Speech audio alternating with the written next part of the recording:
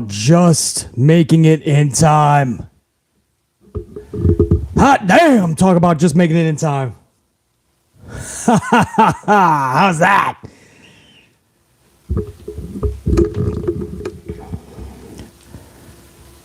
Let's go. Hip unit, let me know you can hear me, please. If we break up too much in this stream, we're going to have to end it. I'm going to have to make a regular video, good, the bad, and the ugly. And then we're going to get amplified in the AM. What's up, everybody? This is the good, the bad, and the ugly. This is not your normal review show. There are simple rules. Every single match on this card is going to get a tally in either the good, the bad, or the ugly column. Rule number 2, stay away from that ugly column. Because if anything goes into that ugly, at the end of the review, it gets canceled out and turns into 2 bads. So that'll drastically change the outcome of if this is a good or bad pay-per-view.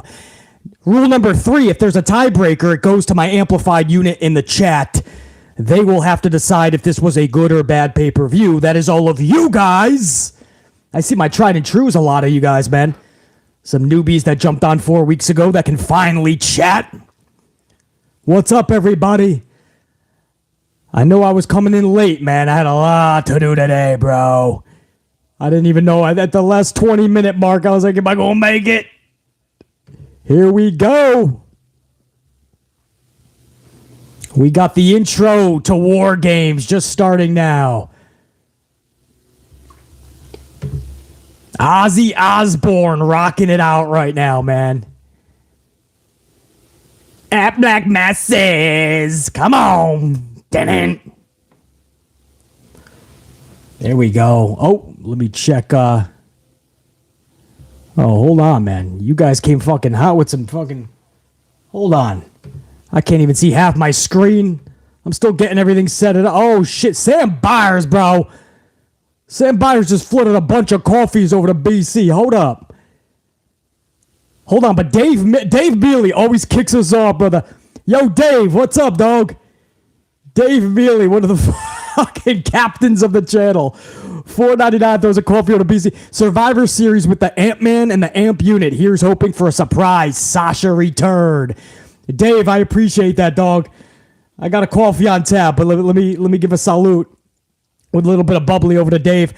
When they brought out Becky Lynch, which we all knew was going to happen, that greatly reduced the chances of Sasha coming back to WWE in Boston, Massachusetts, man, her hometown. But maybe she somehow makes her presence felt for the Ronda Rousey match. Maybe she goes for that fucking title, bro. But Dave, I'm going to hold out a little bit of hope. It's not looking good for my girl Sasha Banks, but I'm going to hold out that hope. Dave, much love and respect, brother. Good seeing you up in here. Thank you for kicking us off with the coffee. We're still going over the intro, guys. Ozzy Osbourne taking us into the intro of Survivor Series. JR9 Gaming, for those of you that don't know, my right-hand man on the channel. Fucking throwing a coffee over to BC before we're even live. The right-hand man has come around, and as it's the last pay-per-view of the year, at the end of the stream, I'll reveal the number of good, bad, and uglies handed out in 2022. JR9, I love this time, brother. You always got the stats for BC. It's going to be interesting to see how many goods and bads and uglies I've levied out in the course of the year for these premium live events, pay-per-views. So, JR9, Dave Mealy, much love, respect, brothers. Thank you guys for being a part of this, whether the whole 3 hours, 4 hours, or just in and out. People like Dave Mealy, JR9 Gaming are going to make this thing fucking amplified. Sam Byers with a 10 spot, a 20 spot, and a 5 spot, and another 10 spot, and a 99-cent spot, and a 5 spot. Sam Byers, what is that? 30, 35, 45, 50, a 50 banger. That equals a banger bomb. Guys, put up the fucking fires and the bombs up in the chat for Sam Byers, please. He just supplied a bunch of coffees to BC, man. Oh, we're going live, man. Pyro is busting up. Sam Byers, that pyro's for you too, brother. Pyro in Boston, Massachusetts. I thought Saudi Arabia for Crown Jewel got all of that shit. Thank you, James Shrimp Fajitas, Jer9, Deshaun, Lloyd, James Miller, Jacqueline, Justin, Zach, Malachi, James again, Tony. Fuck you. Oh, shit. Big Dang's up in this bitch. Oh, fuck, man. Kyle, Marie, Brian, Alice, Eric, Tony. Thank you guys, man. Sam Byers, I hope you're getting all those fucking banger bombs up in the chat, dude. I appreciate that collective 50-plus bomb. That's a lot of coffees, man. That'll get us through streams like this. Sam Byers keeping this channel fucking amplified. And I know there was more, guys. I'm going to get to more super chats throughout the event. But this is a cool setup right now. The cage is down. Looks like it's going to be a War Games match to start us off, most likely the ladies. Corey Graves and Michael Cole are in front of the cage. This brings back old school WWF vibes, when the commentators would be in front of the ring introducing us to the event. Survivor Series War Games, 2 teams will be contained in separate cages with 1 member of each team starting the match. After 5 minutes, a member from the Advantage team will be released to enter the match. After 3-minute periods, alternating members from each team will enter the match until all competitors are inside the cage. Once all competitors have entered, War Games officially begins. Oh, the man, Becky Lynch is kicking us off. Pile driver, you know we're going to call this shit down the middle, brother. I'm going to make sure that my commentary is spot on. I'm going to call it like I see it. I'm not going to be overly negative or overly dramatic. I mean, I got to entertain, but I'm going to call this fair and firm as I always do. If people get upset and cry, I don't know what to tell you, man. Raise your bar. I'm not going to lower mine. Raise yours. Right now we got zeros, man. It's all up to this ladies War Games match to see where that first tally goes. Look at Becky Lynch. Becky Lynch, man. Coming out like she's a fucking stormtrooper or some shit. No. That's Star Wars, man. I don't know what she's coming out as, man. She's always got some fucking flared... Oh, look at Alexa Bliss. Okay. I can't wait till they have something for Alexa, bro. I cannot wait until Alexa Bliss has a path and she starts to get good booking and she starts to get her confidence back. I mean, just a couple of months ago, she talked about in an interview where she doesn't even know what her character is supposed to be. She's kind of checked out right now. And they just had her tagging up with Asuka just so they can be lackeys to Bianca Belair for 4 months ever since Damage Control came back. Asuka, the same thing, man. I hope they really have an identity after this War Game shit and they can separate from Bianca Belair. Because there's big money in matches like Asuka and Io Shirai. There's big money in Bray Wyatt and Alexa Bliss reuniting and solving their unfinished business, or at least prolonging what should have never ended so prematurely. Mia Yim's looking badass. Okay. Mia Yim gets to keep her name, by the way. The nickname, there was some controversy with it. So for now, unlike Sarah Logan, who's got to be Van Halen. Sarah Logan turned into Van Halen. Mia Yim gets to stay Mia Yim for now. I'm on my own. I don't got the fucking hair to do this, but I'll fucking bounce around with the fucking woman herself, Bianca motherfucking Belair.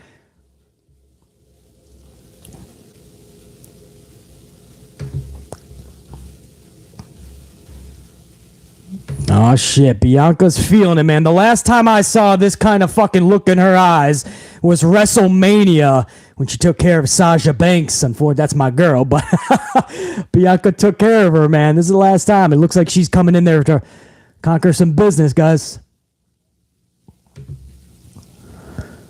Jer9 Gaming, Dave Mealy, and Sam Byers. I appreciate all those coffees, man. Before I even went live, James Shrimp Fajitas with a coffee 5 spots says, thank you for all that you do. Salute to you and the AMP unit. James, brother, thank you for all you do, man. If you think those comments and those smashing the ups go unnoticed, James, all I'll say is, you know what I'm going to say, James Shrimp. Keep on rocking, brother. That doesn't go unnoticed, James Shrimp Fajitas. I appreciate you, brother. Thank you for the coffee, man.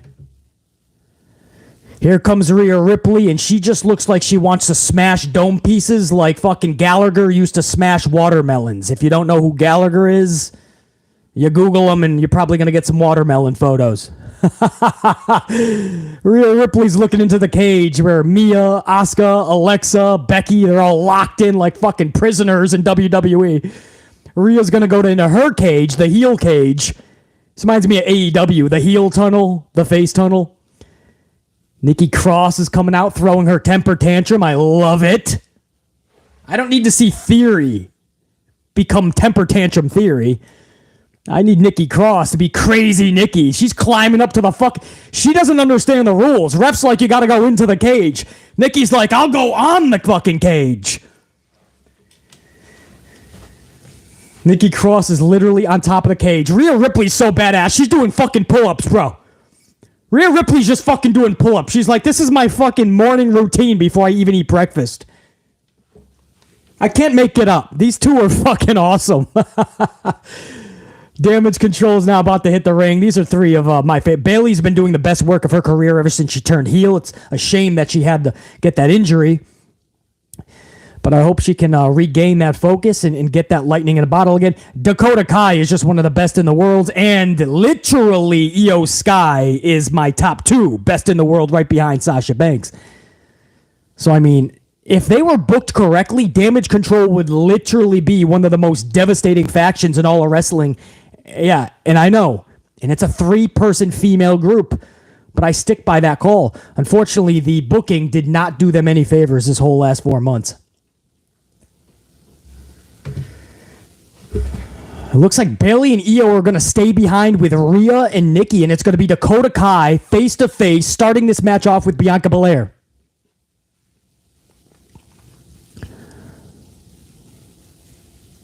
Dakota Kai and Bianca Belair, shades of the old school NXT. So James Shrimp Fajitas, man, keep on rocking, brother. I appreciate that coffee. Jay, $4.99. What up, Jay? What's up, BC? Let's get amped for Survivor Series. I'm really enjoying this storyline between Bray and LA Knight. We need more storytelling like this. It's my favorite story right now in all of pro wrestling. Jay, I appreciate it, man. Much love and respect. I appreciate the coffee and bubbly for now. But Jay, it's my favorite story right now, and it's just beginning. That's the best part, Jay. So, gonna be fucking epic to see where they go from here, especially with Bray Wyatt. Igniting this thing. You know he's got full creative control. 3 H's just has to approve shit. All right, into this match before I get to the other supers throughout the night, guys. Bianca Belair is now taking care of Dakota quickly. Powerbomb position. Dakota's fighting out of it. One-legged drop kick. Dakota down. Spring kick up by Bianca. Bianca's been working those abs, bro. Damn, Bianca's going to go for Finn Balor's, man. They're going to be colliding, man. Balor's going to walk by her and be like, fuck you trying to do? You one-upping me on the abs, man. Carl Anderson's funny. You ever see Carl? Oh, shit. Bianca's just like... Bianca's throwing Dakota around like it's Lily the doll. And Alexa's just chucking her into the closet. But, Carl Anderson's funny. 1 week he'll have like solid abs. The next week you could tell he just had fucking 12 donuts from Dunkin' Donuts. Which, no problem with that. I eat about 40 donuts a week. And then I just work double in the gym.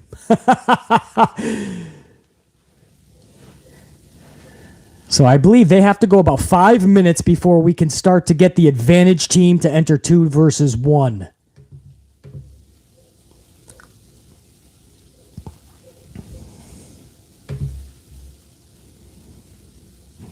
Dakota's trying to whip that fucking ponytail, use it to her advantage. Bianca's like, I don't like when you fucking touch my hair. Chucks Dakota into the cage.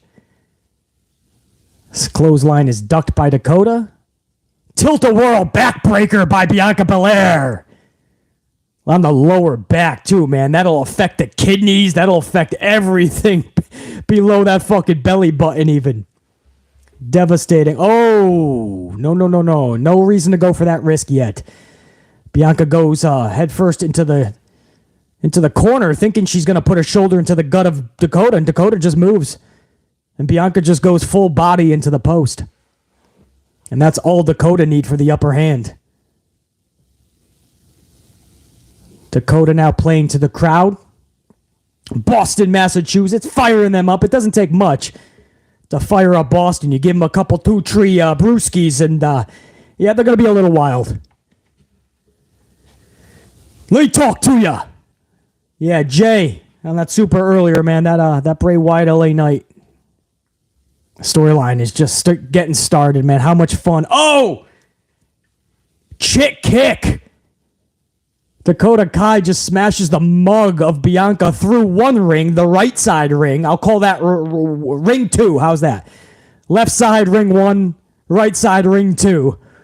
Dakota runs from ring 2. Chick kicks Bianca face first into ring 1. Pretty badass. Let me talk to you, yeah. Yeah. Fucking LA Knight, man. That's going to be on t-shirts everywhere if it's not already. Oh, DDT, no, suplex, down, smashing that lower back again, man, affect those kidneys, although, looks like Bianca Belair caught a little bit of that, too. Really good shot of the faces in their cage up at the rampway, their prison. I love that shot. That looks so cool, man. I can't wait to see the post-event photos. Look at Becky Lynch's face. Everybody is zoned in, bro. That's like fucking prison when you see the COs, the correction officers, they're bringing in the meals. And the inmates are all at the fucking cell like, oh, chow time. Not that I would know anything about that. Relax. Maybe just a little bit. Oh, face plant by Bianca. Another HBK kick up. And Bianca Belair is out. Look at Bianca's delts. What the shit? I thought that's my favorite part, bro. I love working out the delts. Bianca has got delts for days. Damn. Slams Bianca side of the fucking dome piece first into the cage.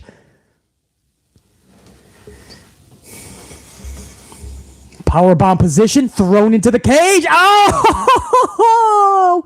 Bianca tosses Dakota into a powerbomb position into the cage. Dakota lands on the small of the back. Again, that kidneys, everything being affected. Now here comes the first participant out of the cage. It is Io Sky. Io Shirai. It is now 2-on-1. Oh, shit! Flying through the midnight sky is Io Sky. She's just showing you just a bit, just a taste of why she's the cream of the crop. It is now 2-on-1. It is Io. It is Dakota versus Bianca. Bianca, within the next fucking 30 seconds, is going to desperately need some help. Oh, don't fall for that, Io. She tells her to come forward, and then she just moonsaults over her. Oh! Fucking off the top rope into a Hurricanrana. Io Sky is amazing. And she just caught Bianca with the fucking... the end of her fucking feet, bro. I'm not even joking. The end of her feet, but it caught. Now, this is a cool visual. Bianca's right now stuck between ring 1 and ring 2. And Dakota's on ring 2. Io's in ring 1, and they kind of got her stuck. And Io just flies from ring 1 into Bianca, and they all shudder into ring 2. Where now Bianca is being double teamed. Sounds kinky. Don't get fucking any ideas there. Damn, they are fucking already being physical in this match, man.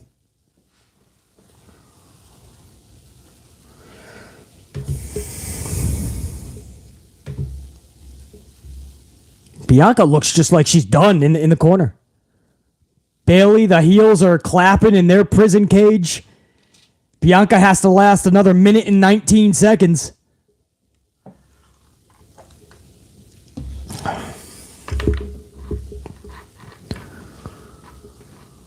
Something big's going to have to happen in this match, guys. I don't know if we could just do this until there's a winner and then say, hey, that was epic. Oh! Bianca just did a double suplex to both Io and Dakota, taking out 2/3 of damage control.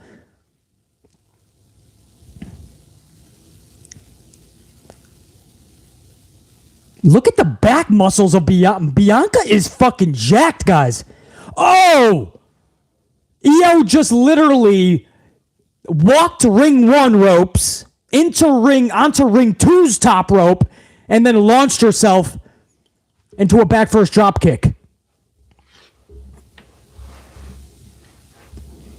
And then Dakota moved at the perfect time, so that drop kick just landed right into Bianca's dome piece. That was fucking epic.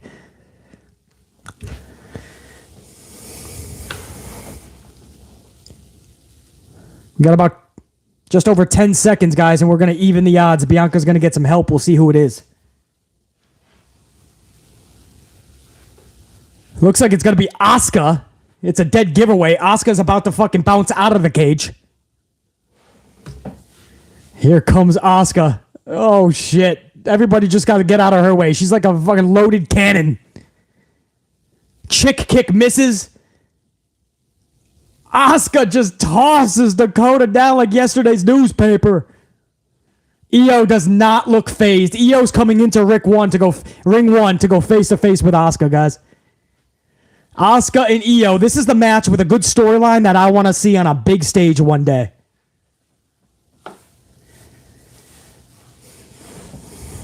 Both of them missing some right hooks, and now they're just going at it right after right after right. Asuka's getting the best of Io at the jump. Asuka bounces off ass first into the second rope. Sends Io around. Io just tilt-a-whirls through the middle rope.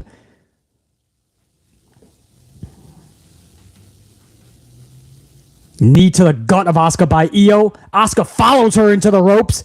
Gives her the ass right into the fucking... right into the gut area. Oh, there it is, man. Toss up knee to the face. Those back forearms by Asuka. The right hooks. The chop downs. The sweep kick. Oh, damn. Asuka's just unloading. And then the knee to the dome piece to the forehead. And Io is down. Over in ring 2, Bianca Belair and Dakota Kai are tying up. Asuka's going to go help Bianca Belair in ring 2. Oh, no. Now they're just stuck between ring 1 and ring 2. They're both... Asuka is on the... Oh, that might have been a botch. Asuka fell off the ropes on ring 1. Dakota was on the ropes of ring 2. I think... Yeah, see, that was a botch. Asuka's going back up to where she should have been. Asuka just fell off. Bianca's so strong, she's about to throw Ultimate Warrior Press Slam Dakota into the cage. That was nuts.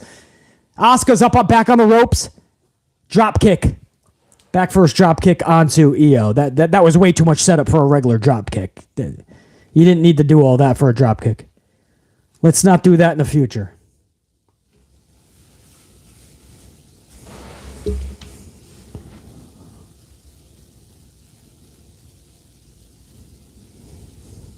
Damn, Bianca is so strong, man. Literally, Ultimate Warrior Press Slam. Dakota into the cage. In about 5 seconds, we got a third member of the heel team. Damage Control. Looks like it's going to be Nikki Cross.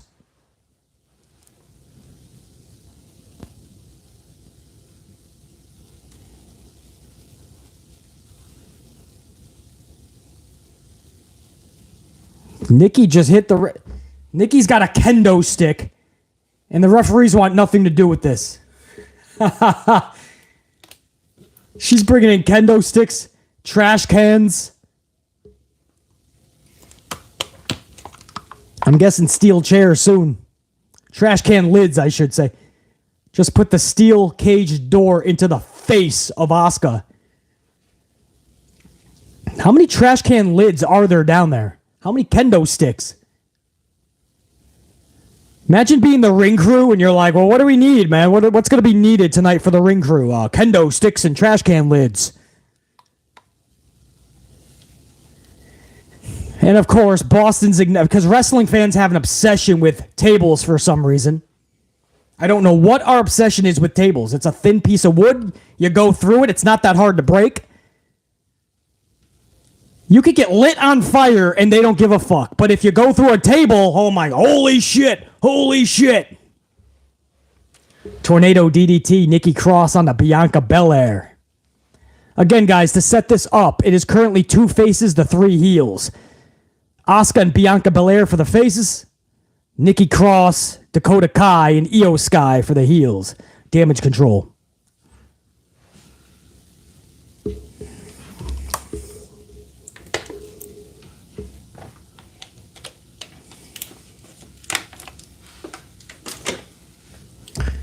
Nikki Cross is just below. Nikki Cross looks like she's about to eat the cage. I'm not even joking, guys.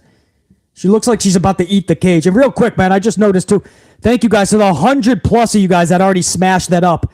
25 minutes into this, and I totally forgot to even mention that. That helps out the algorithm for the thousands that are going to catch this over the next 24 hours. So thank you for smashing that up, guys. Appreciate that big time. Trash can lids and kendo sticks are currently being used by the heels right now onto Bianca and Asuka.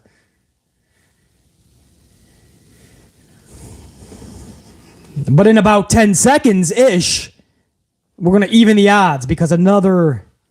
Oh, no. Wait, fucking... Yeah. Face is going to come out next. Probably Alexa Bliss, I would think.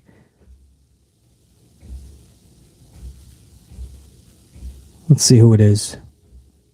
Yeah. See that? BC knows what he's talking about, guys. I pretty much have this all mapped out of who's going to be where because WWE is pretty... I don't know. You know what I mean. They're pretty... you know what's going to happen before they actually do it.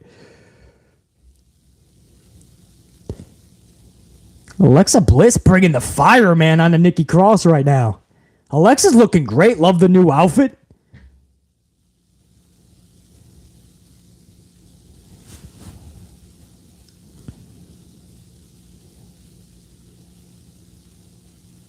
What's going on here? Then they see now, guys, what's happening now is it's...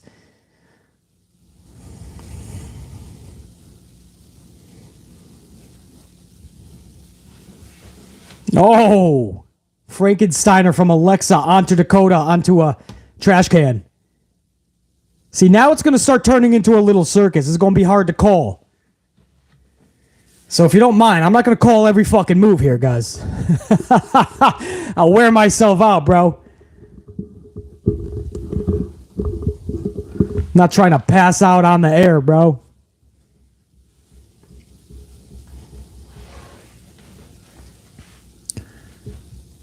Oh, thank goodness. Belair just took the kendo stick from Nikki Cross, bent it over her knee, but it wouldn't break. So she's like, Bianca went onto one knee, like, this better break. I'm going to look weak as fuck with all these muscles. Oh, damn, man. Io and Dakota, damage control. 2/3 of damage control. Beating the shit out of Bianca with those kendo sticks. And now they're beating the shit out of Dakota and Io. Damn. Nikki's on the top of the cage just laughing. This looks like she's used to it back at recess, back in school, back in the day. Something tells me Nikki's about to jump from the top of the fucking cage.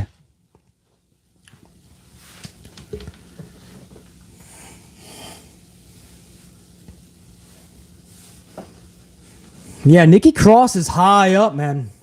What you doing, girl? Get down there, man. You're not the superhero anymore. Oh, it's the spot. Still badass, but it's the spot where everybody hugs each other and waits to catch the person at the top. But I got to give Nikki Cross some respect for that move, man. Still ballsy. Still looked pretty cool. She almost landed on her face.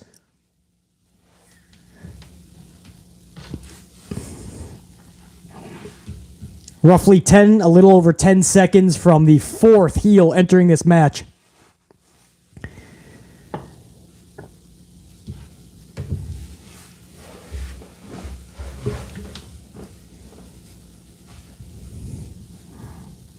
Rhea Ripley is going to be saved for last. Bayley is going to be the 4th participant for damage control. For Das Heels. Bailey's going to get a ladder or a table, I can already tell. And it is a ladder. People in the crowd are giving a ladder trumps a fucking table. Wrestling fans are nuts with this table. I don't know what the obsession is with tables, man. I'll take a ladder over a table any day. I'm telling you, you can light somebody on fire. They don't give a shit. Throw them off a bridge. They don't give a shit. But you put them through a table, you'll get This Is Awesome chance.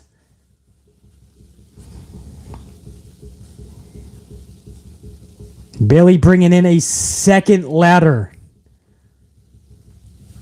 So you're going to have kendo sticks, trash cans, ladders. Now it's looking a little bit more like war games.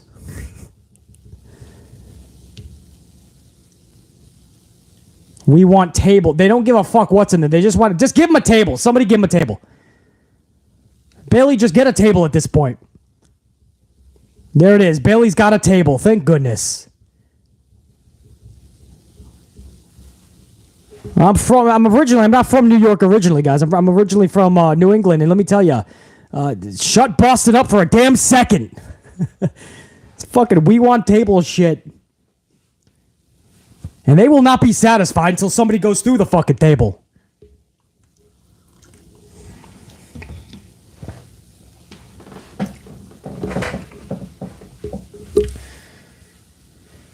I totally missed the trash can. Bayley's pissed off.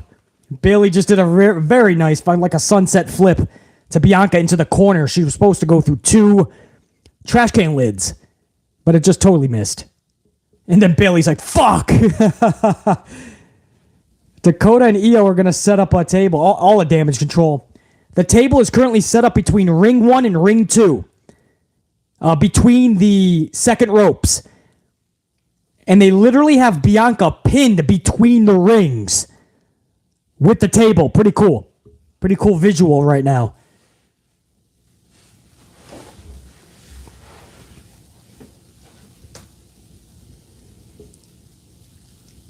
So Bianca is pinned now into between the rings, pinned by a table that is set up. It's laying on top of the mid ropes on ring 1, ring 2.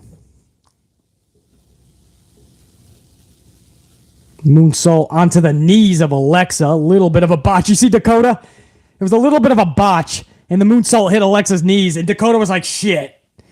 Dakota was like, look at Dakota still. She's like, fuck, that was my fault. My bad.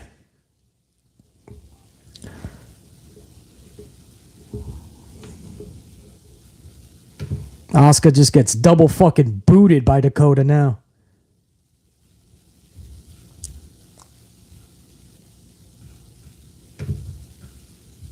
Five, 4, 3, 2, 1.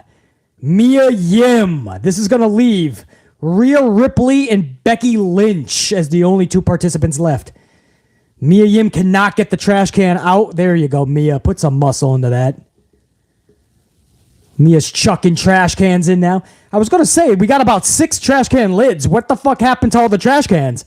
That one did not go. Mia Yim cannot get the trash can into the ring. Bayley's laughing. I love it. Bayley's laughing at Mia because Mia can't get the trash cans in there. Got to put the muscle into that shit. That's funny. Corey Graves is funny. Mia's too interested in bringing in weapons and trash cans than helping out her teammates. Faceplant by Mia onto Nikki Cross. Mia now, oh, damn. Stuns Io with that trash can lid. No way I'm calling all this action, guys. Fuck that. They don't, fuck it. Unless fucking these companies are paying me to do that. This is chaotic right now, man. 8 ladies in the ring. There's about to be 2 more within the next 6 minutes. Damn, that was a nice fucking scissor face plant by Mia onto Dakota Kai into a trash can lid. Pretty badass.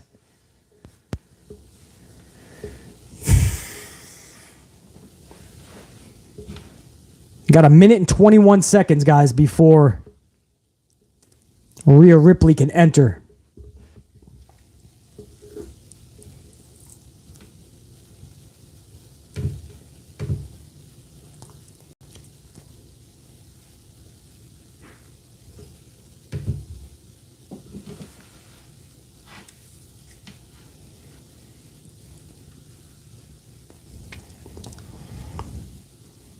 Oh, Oh, that was a bot. See, if you can't do it, don't do it. And Bailey's just telling Mia just went from ring 1 into ring 2 through the mid ropes. And I think it was supposed to be maybe a tilt-a-whirl DDT. I don't know, but it turned into almost like a shoulder tackle. And Bailey was like telling her, like, nah, just let's get up and do this.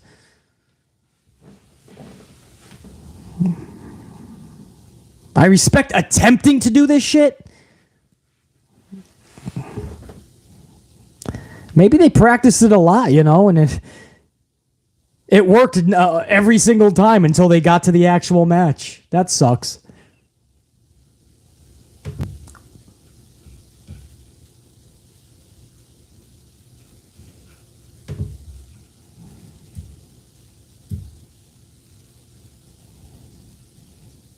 I'll tell you this, Bailey is the loudest moaner.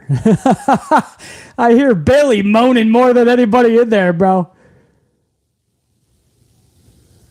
She's selling everything, she doesn't care if it's a botch or a legit bash in the dome piece.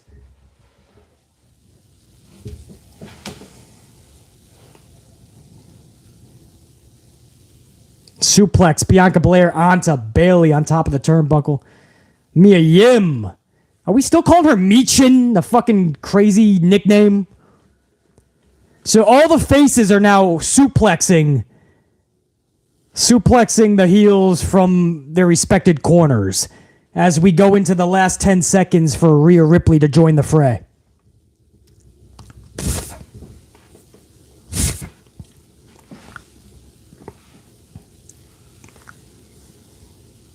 And Rhea Ripley has just entered the match. Is she going to get a weapon too?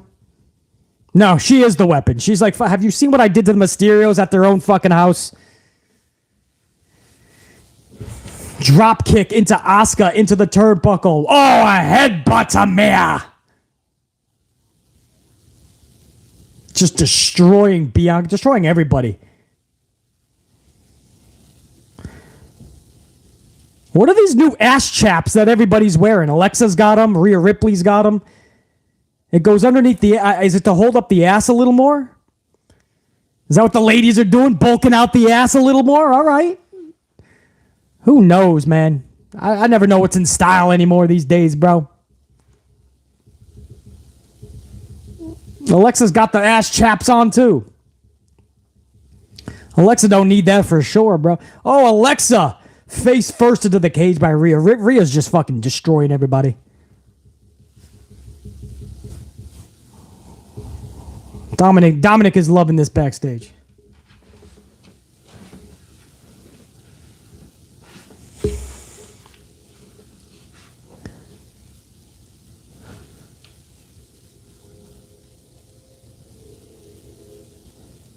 Here we go. Becky Lynch is imminent. What's the time? Nikki Cross up on the cage. Oh no, top rope. Thought she was going to the cage. What are you doing, Nikki? What are you doing? She still thinks she's a almost superhero. Nobody's been through the table yet. Boston has not busted a nut yet.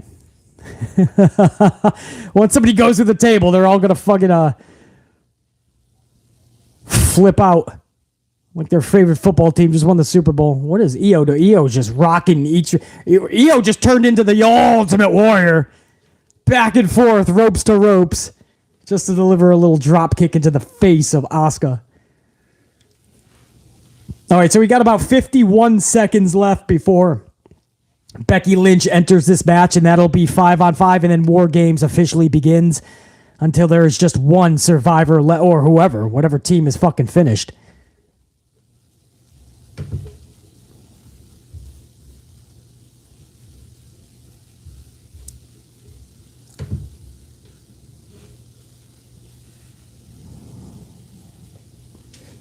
That was not smart. Mia puts a trash can into the stomach of Rhea in the corner, and then Mia just dive bombed her own body into the trash can. Maybe not the swiftest thing, but then again, she is Meechin, whatever the fuck. I forgot what language that's crazy. I know Iloko en la cabeza. That I learned a long time ago. That's crazy in the head. I was taught that many years ago. Y loco en la cabeza. That's what I was, something like that, right? Oh, here comes fucking Becky Lynch. All right, now we have all...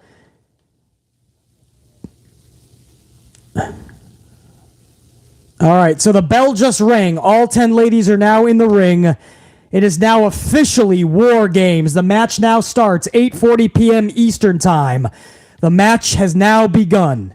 So I will be keeping track on the time of the match. 8:40 p.m. Eastern Time. The match is now official.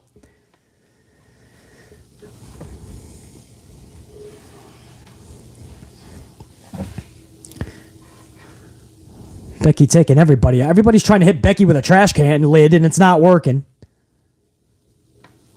Something is on Becky's fucking shoulder. It's a bird or something. A bird is in Boston. What the fuck is... Is that an eagle? What is on Becky's shoulder? There's a bird in Boston. Is that a massive butterfly? What the fuck is on her shoulder? It's stuck to Becky. Oh, that might be her outfit. That's her outfit. Forget it. That's not an eagle. That's not a giant butterfly effect. That's part of Becky's outfit, guys. My bad. Oh my god. Becky just put a trash can on top of Io and then put fucking Nikki Cross headfirst into the trash can and then drop kicked the trash can, and then Io's head is still in the trash can. I can't even make that up. That was actually pretty funny. That got a big ovation from Boston.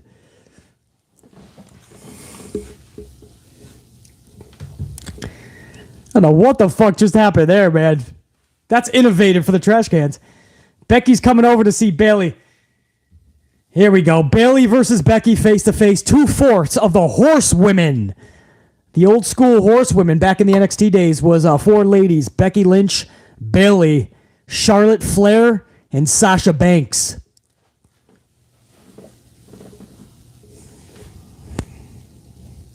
Bayley just came back to WWE 4 months ago. Becky Lynch just came back to WWE last night. Charlotte hasn't yet to return to WWE, and Sasha Banks has still yet to return. A lot of people are hoping it's in her hometown tonight, Boston, Massachusetts. Sasha Banks. It was not in this match, I'll tell you that much.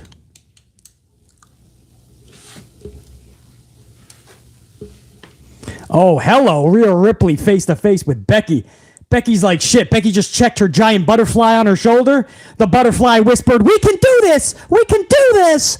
And Becky tried to do this. The butterfly completely lied to Becky because Rhea just headbutted the fucking nose off of Becky. Pump handle riptide. Oh, no. Becky was able to get out of that, though. Crushes Bayley. Pump handle riptide again. Crushed Becky. 1, 2. Asuka breaks up the count. I thought fucking Becky Lynch could have been done there, guys.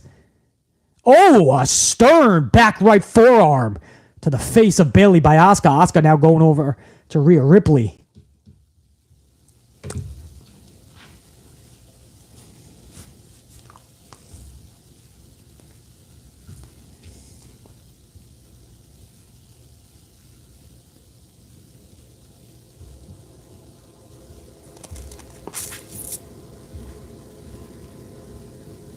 Poison miss, Asuka.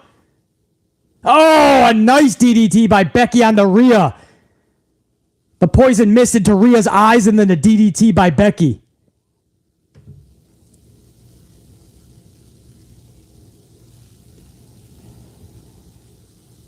Fruit roll-up. Nobody kicks out of the fruit roll-up. Somehow Bayley kicked out of Becky's fruit roll-up.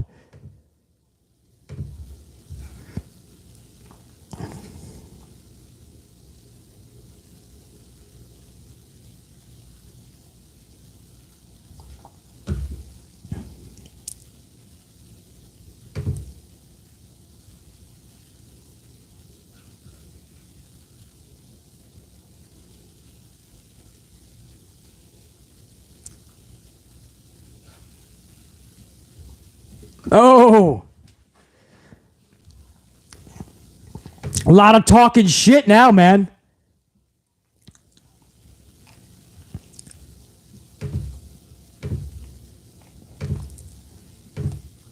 Rose plant, that's it.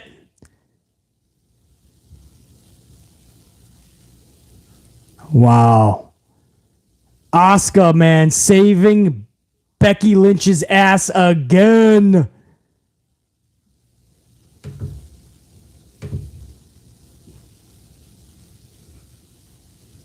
Damn.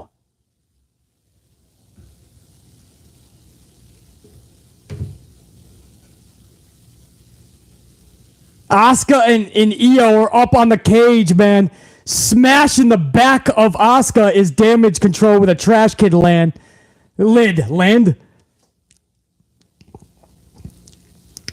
So up on the top rope, damage could everybody. This is going to be one of those things where you're going to see about a 20-person suplex, guys. 20-person suplex coming up.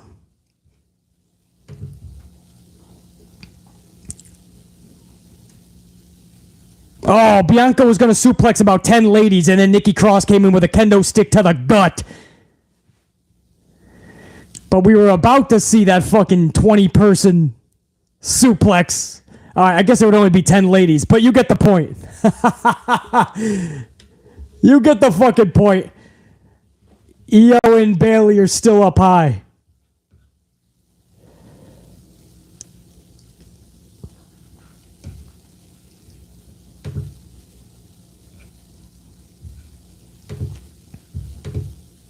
Oh, Io Sky is at the top of the cage.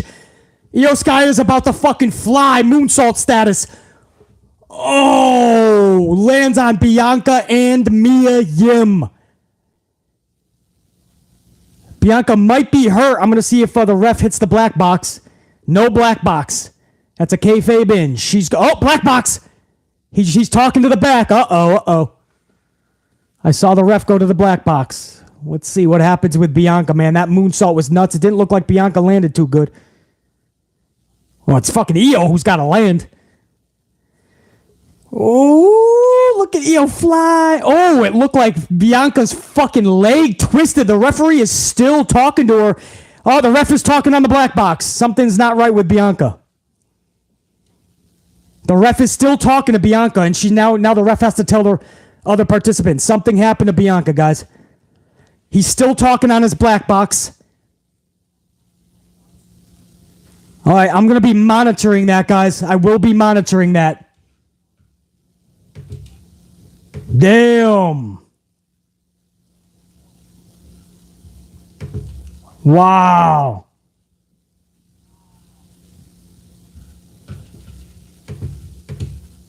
You think I forgot? You think I forgot? Nikki is screaming at Alexa Bliss.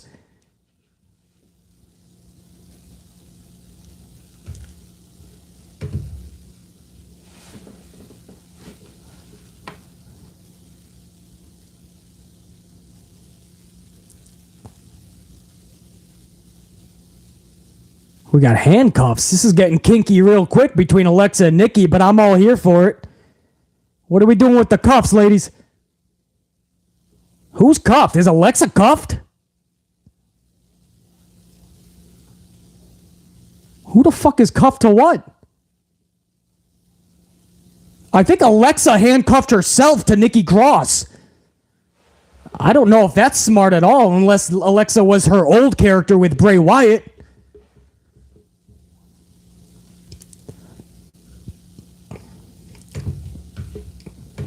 Oh, Nikki. She threw Nikki down onto the trash can, but Alexa Bliss went too.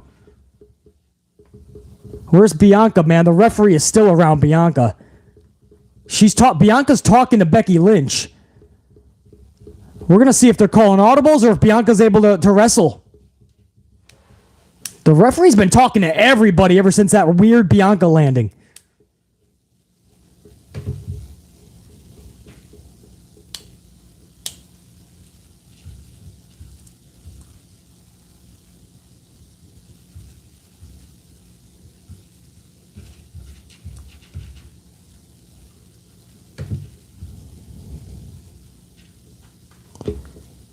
Rhea Ripley. Man, her face is all fucked up from that mist earlier. Rhea Ripley looking like a ghost from Christmas past, man, from Halloween. She just put Mia Yim back first into a ladder, man. The ladder broke. Probably a wooden ladder. But she just put Mia through the ladder. Pretty cool spot there.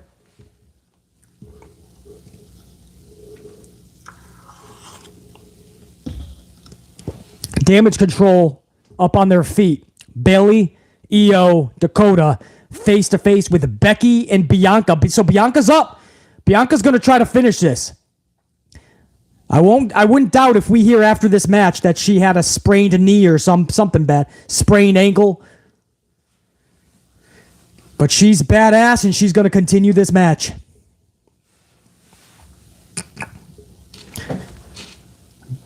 Bianca plants Bayley into a trash can.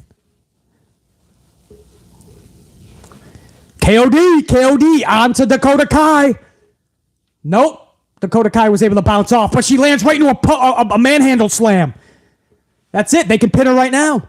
Manhandle slam to Io. No, Io bounces out. KOD now to Io. KOD flat on her face. Where we going, girls? You could have a pin right here.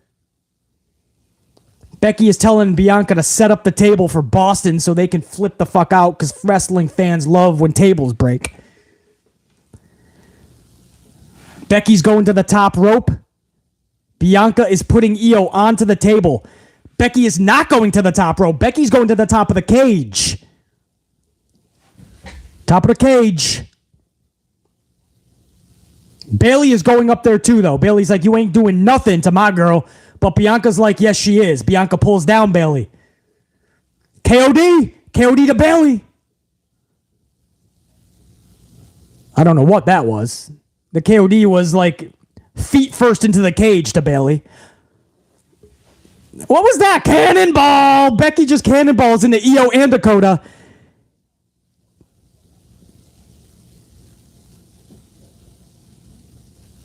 And that's Dakota, and she pins Dakota.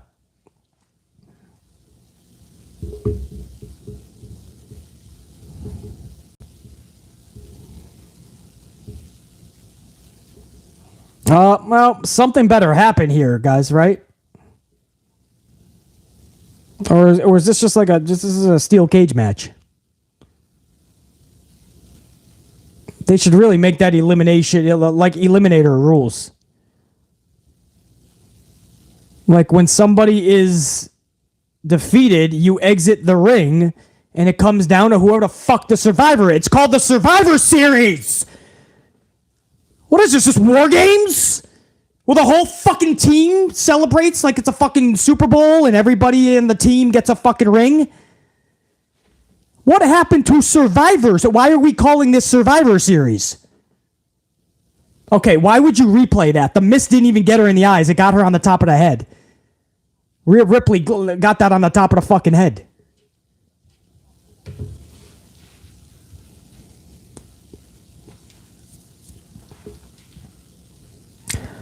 I know, JR9, I know, but should it not be? It's at Survivor Series, bro. Am I so fucking ludicrous to say that they should have switched it up? This was fucking horrendous. It's not even elimination. It's the Survivor Series. I'd rather a traditional match than a fucking stupid cage match just so I can see a couple of people jump off the cage.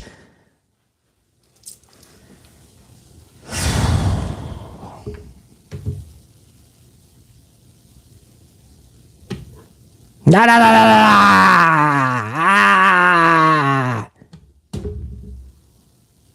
Why are they dancing? This is so stop. Oh, they're dancing to Becky's music. This is fucking horrible. Well, it's called the Survivor Series, and they just turned it into War Games, which war is just trash can lids, kendo sticks. A table broke. The ladies jumped off the cage. I don't know what I'm supposed to say here, man. I mean, where are we going with this, bro? Okay, for those of you that think it's good, please tell me why should I put this into the good column? The physicality, the effort? Okay. I'll give you physical. I mean, the booking of this is fucking horrendous. They've been fighting for 4 fucking months. It's called the Survivor Series, yet they kept it as the old school war games where it's just a whole team wins. It's Survivor Series. It should be Eliminator, man. 1 by 1 until whoever the fuck is surviving. That's what Survivor Series is. Who the fuck needs war games then?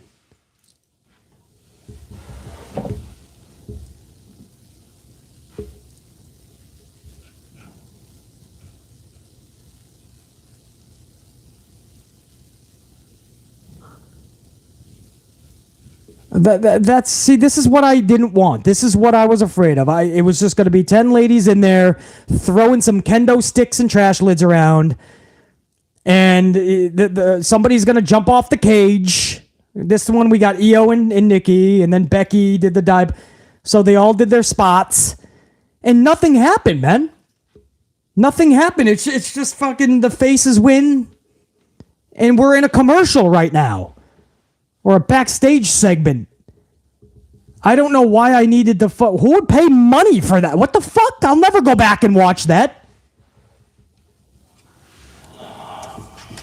Stop it.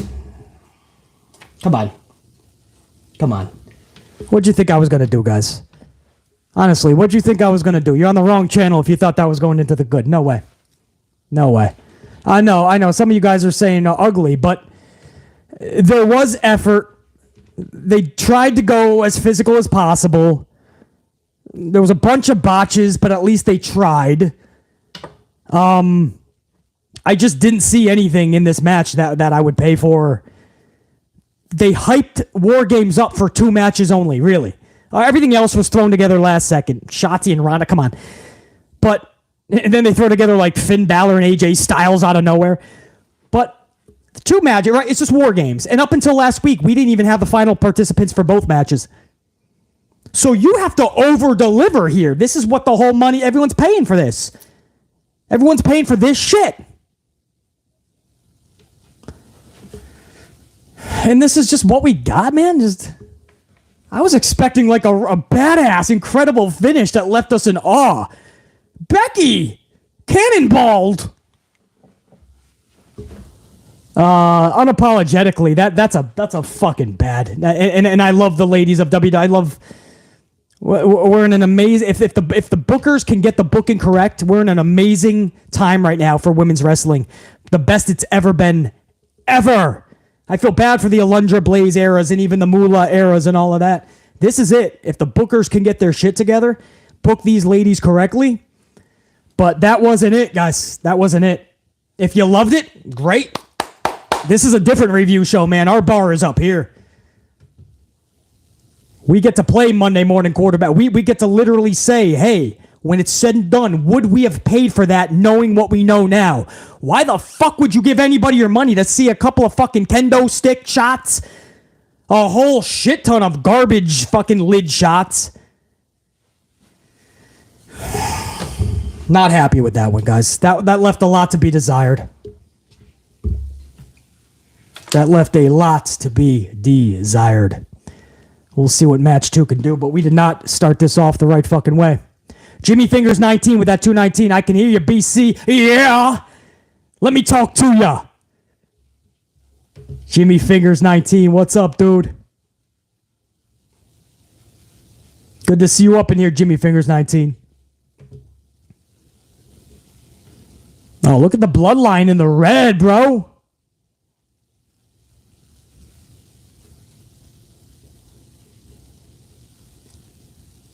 I'm glad you guys enjoyed it, those that did, man. Honestly, salute. BC did not. My bar is much higher, and I hope they can obtain that if we're going to keep doing this every year.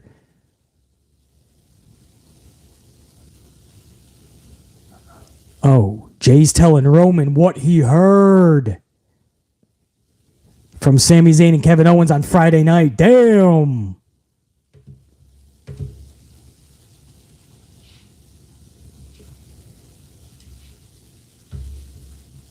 That red's looking fresh for sure.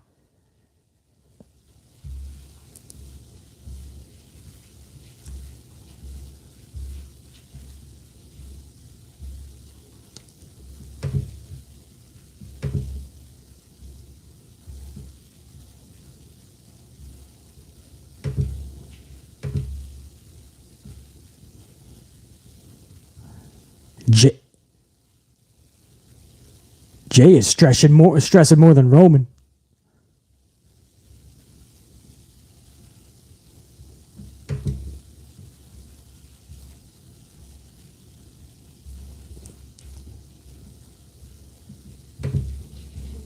Roman said, I'll look into his eyes and I'll know where his loyalties lie. You just focus on tonight to Jay.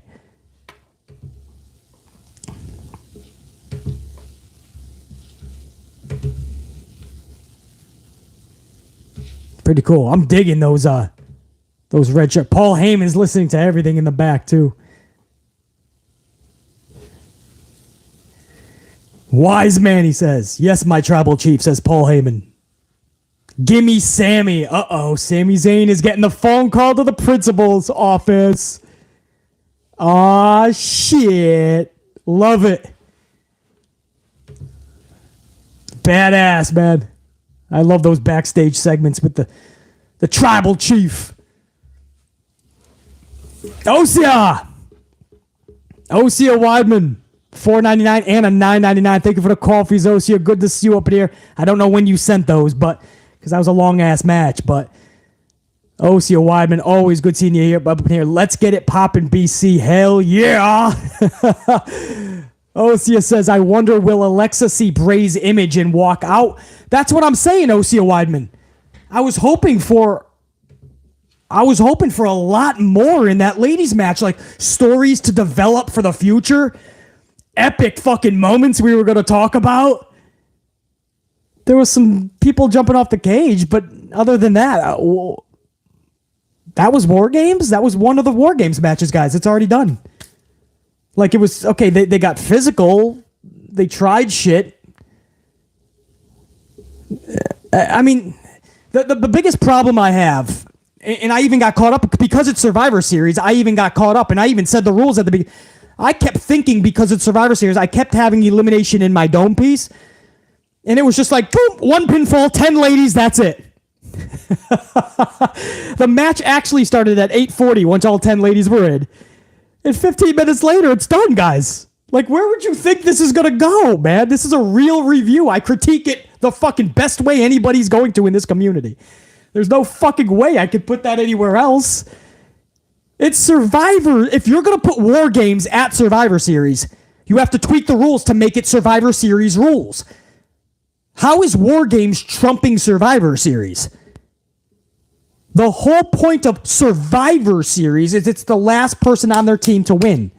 Or team, if you take out the whole other team. Osea Weidman, I was expecting a lot. I would definitely take something with Bray and Alexa.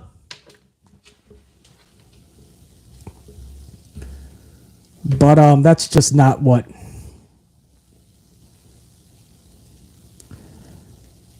Not what I got, man. Not what any of us got.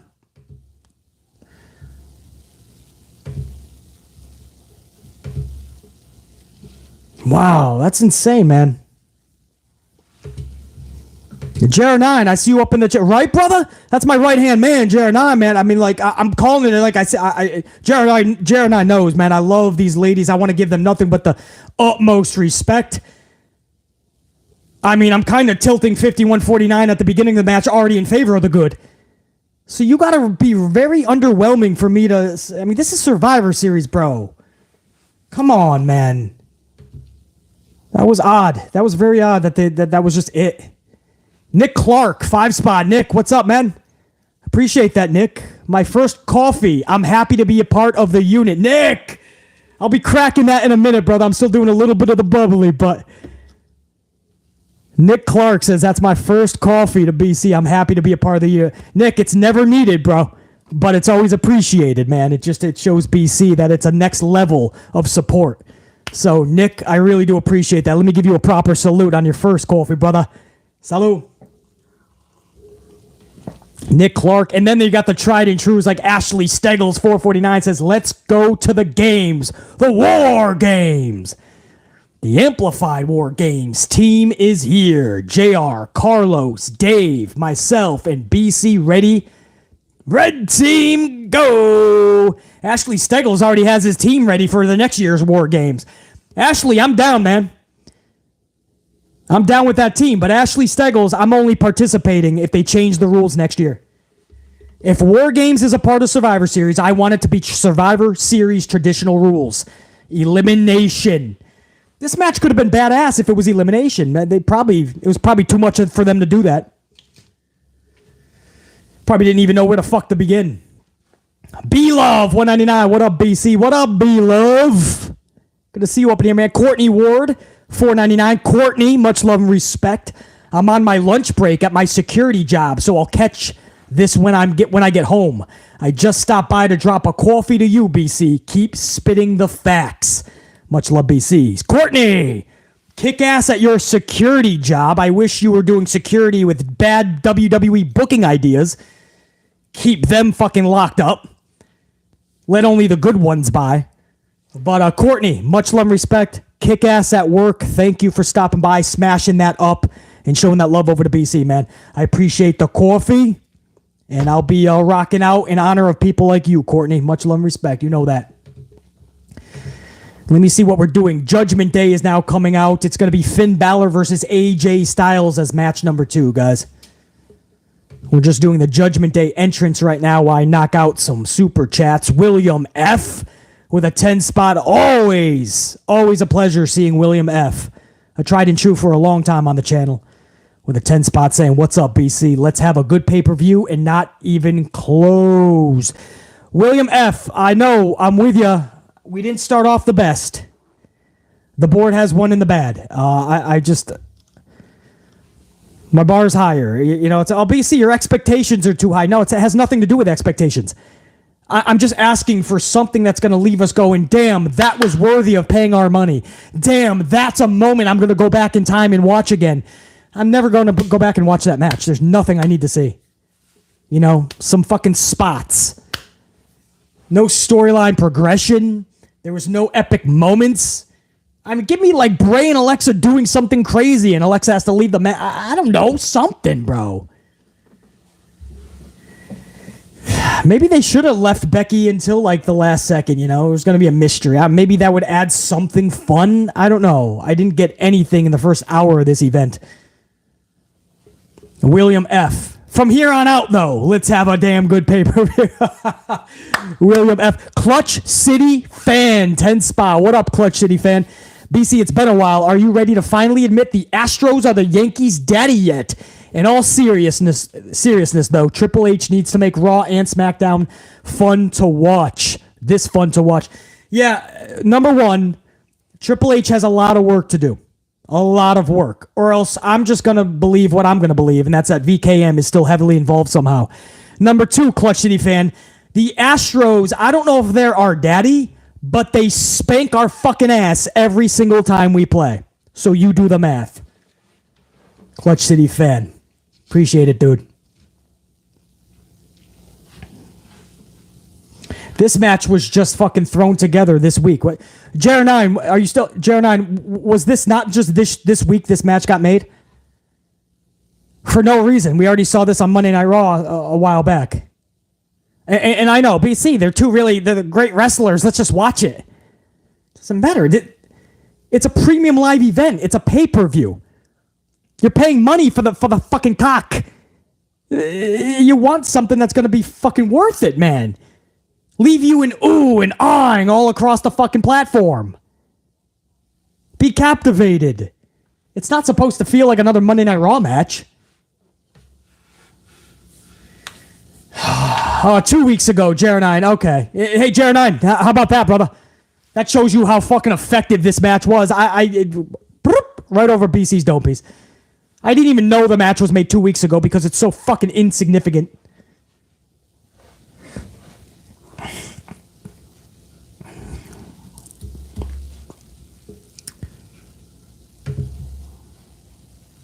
I love our expectations, right?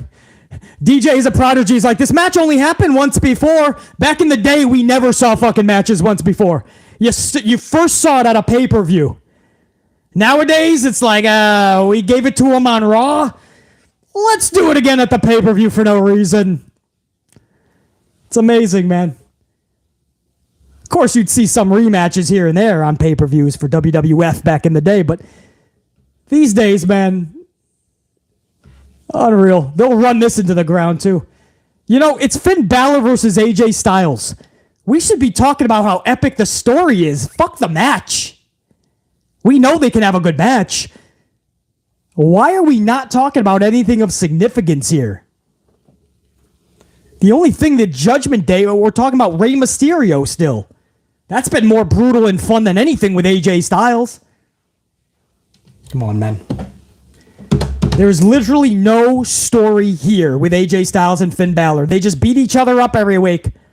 You see what happened with Rey on WWE.com at his fucking house? That's a story. That's fucking good. AJ Styles, they don't know what the fuck to do with one of the best wrestlers in the world. There's no storyline here. Fucking trash. No, I'm not dealing. This is a Saturday night, bro. Come on. You thought my bar was gonna go low? Go fuck yourself. Get the fuck out of here, bitch. I ain't fucking around here tonight. I ain't fucking around here tonight, bruh. You on the wrong fucking channel, dog. This one says amplify. Clutch City fan. Fuck the Astros.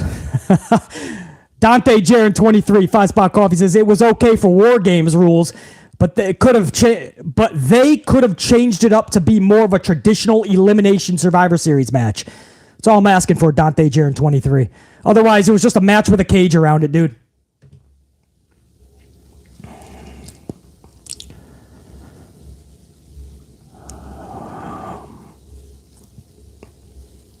Exactly. Oh, man. Exactly. AJ Styles has the upper hand on Finn Balor. Jer9 with that 5-spot coffee says bad 100% was that first match. No Alexa turn.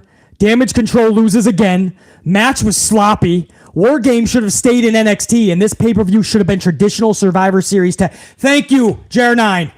Thank you for making BC know that I'm not just speaking to fucking myself here on another level of and standards. Jer9, I appreciate that, man. Big time. Jer9 is absolutely correct for everything he just aforementioned.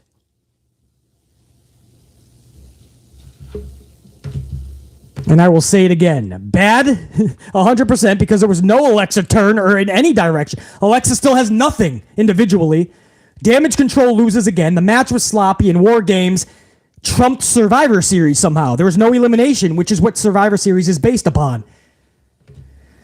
Oh, Jer9, if we could say it louder for those in the fucking back in the community, but fuck it.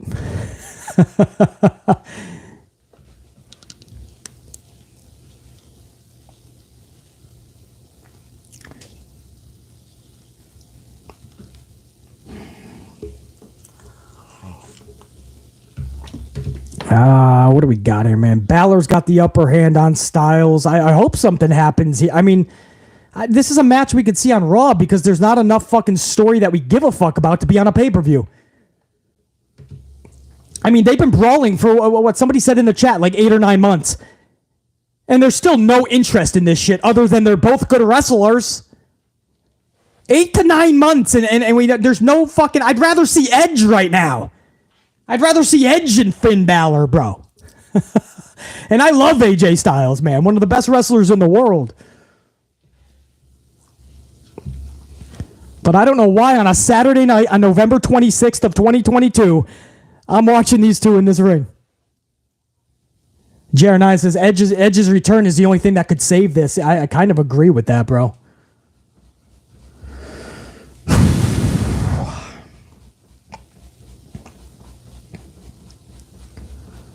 Unreal, man.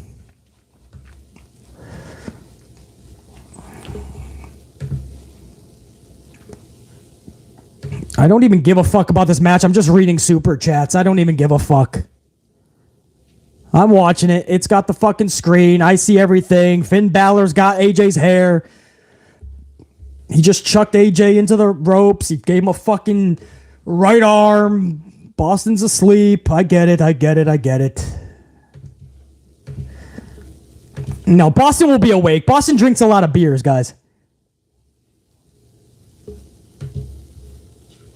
Boston's going to be awake. Give it a few minutes. Give it a little bit. Big Nang, 2 spot. I predict Sammy gets the win, then gains back trust. Big Nang, something big happens that has to happen in that War Games match. Maybe that's why nothing big happened with the ladies. They got something huge planned for the men. That's what we're hoping. Saturday night to end the fucking year here, November 26th. Let's go big, man. Big Nang, I'm hoping, brother. Big Joe 401. Big Joe 401. No comment needed, just showing the love with that 2 spot. Appreciate that. Big Joe 401. Clutch City fan with another coffee. 5 spots is BC. I am planning to start a sports talk channel soon. Any advice, brother? Also, what kind of equipment do I need? I'm the last person to talk about that because I just get a bunch of mics and I break them. So, Clutch City fan, first of all, I will say congratulations on starting your channel. I hope the best for you. Before you start buying equipment, you make sure you have the gift to gab. Make sure you're entertaining. Make sure people are going to want to listen to you. Make sure people are going to want to watch you. Make sure you're entertaining and have the gift to gab. A lot of people try to start podcasts and YouTube channels and they just suck. Not trying to be hurtful. They suck. Like they don't have the gift to gab. They don't even have the knowledge. They think they do. They're good at giving their opinions. They don't have the knowledge in what they're talking about. So my advice, Clutch City fan, is honestly, have everything that doesn't involve equipment, have that 100%. And then you could just buy shit. Microphones, cameras, little backdrops. Be all fucking cute and fancy. But the big problem I see with people is they're not entertaining. They're not fun to watch. They don't know their shit. They don't have the gift to gab. They stutter through words. How's that, Clutch City fan? That's the best advice I can give you. AJ going for the phenomenal forearm, but Dominic Mysterio swept his legs, and now he finds himself in the crosshairs of the Good Brothers. Gallows and Anderson. This brings over Damian Priest, and I didn't see this happening, guys, what we've been seeing the last 9 months, but I was negative. BC didn't want to see Finn and AJ. Well, gee, look what we're getting. The same fucking thing. I'm surprised they don't do what they do on Monday Night Raw and just make this like a fucking 6-man tag or some shit. Clutch City fan, you're welcome, dude. It's the best advice I can give you. I don't want to give you any advice on equipment. I want to give you advice on just knowing your shit, being entertaining. Always have confidence in yourself. The moment you start stuttering and fucking you're unsure of yourself, your audience is going to see that shit, man. Don't be afraid to be opinionated when you have to be, though. And don't be afraid to catch heat and hate because fucking people are always going to dislike who they want to be, who they want to emulate, who they fucking watch every fucking video and turn around and say, I don't like them. Fruit roll up. I thought I was going to fucking...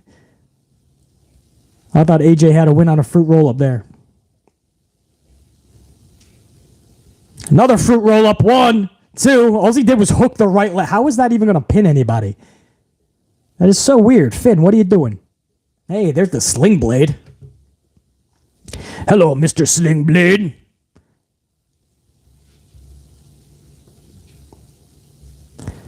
I really don't give a fuck. It's more fun reading super chats right now. I got to be honest. Dave Mealy, $9.99. Dave, who started this shit, man. Oh, hold on, Dave. Let's see what Balor does here. Balor might try to finish it. AJ will obviously stop it. A boot to the dome piece. Oh, man. If you would have told me in 2020, if you would have told me that I don't care about a Finn Balor AJ Styles match, I would have said you done fallen on your dome piece a couple, 2, 3 too many times. 2 weeks ago, this match was just made out of thin air after 9 months of feuding. feuding like anybody gave a fuck. Dave Mealy says fans today need to understand that good storylines make good matches seem great. Imagine Savage versus Steamboat or Rock versus Stone Cold without the storyline. Dave, thank you, bro. Nobody wants to hear that, though. In 2022, Dave, people just want to go, it's Balor. It's Styles. It's going to be a banger. Storylines don't matter to fans today, man, sadly, and that's why you see wrestling in the shitter. It's fucking horrible, man. The crowd is sitting on their fucking thumbs right now. Every other fan is there like, what's in my ass? Oh, it's one of my thumbs. Look at the crowd right now. They're literally like daydreaming, like, wow, Christmas is in 4 weeks. I have no money to buy my significant other Cheetos in a Snickers bar. How am I going to afford the $2.99 Hallmark card? When's Thanksgiving? I'm hungry. Fred, Thanksgiving was Thursday. Shit, I missed it. I slept through it. Look at the crowd. Look at this. Look at this. Look at this guy right over there with the hat. He's looking up like he's sleeping or some shit. Thank goodness Balor's talking shit, man. Hype, because they drank a lot of beer. Boston drinks a lot of fucking brewskis. They're waiting, bro. It takes a little bit to ignite Boston. I'm guessing by the end of this, with whatever the finish is, they'll be ignited. But it's sad to see them this dead for a Balor versus Styles match. But what can you expect? I mean, if you don't give them anything. War Dog says, I actually just saw a guy on his phone. War Dog, I've seen it already 16 times, bro. No doubt.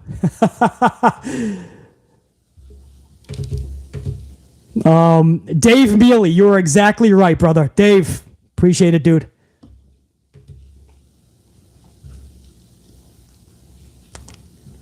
Is it enough for the victory? Of course it's not, Michael Cole. Oh my goodness. He's got to hit him with the fruit roll-up. Whoa, a guy in the front row, the big dude in the front row is just like, it was 2, buddy. Balor looks right at him. The guy in the front row is like, it was just a 2, buddy. It's a 2. Can you please stop looking at me? I'm trying to take a nap. Look at the front row. They look miserable. They look like they accidentally fucking showed up here and paid somebody $1,000 for the ticket.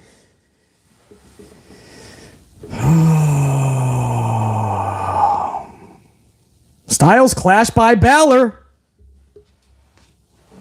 Calf crusher.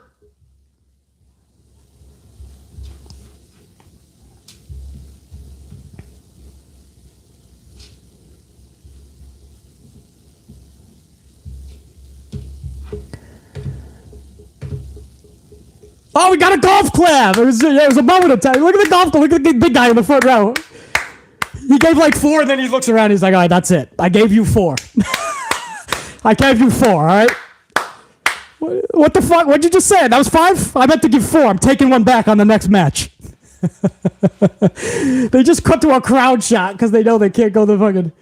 Like one of those like ultra like long lens to show you that the number 1 trend is Survivor Series. Awesome. Great.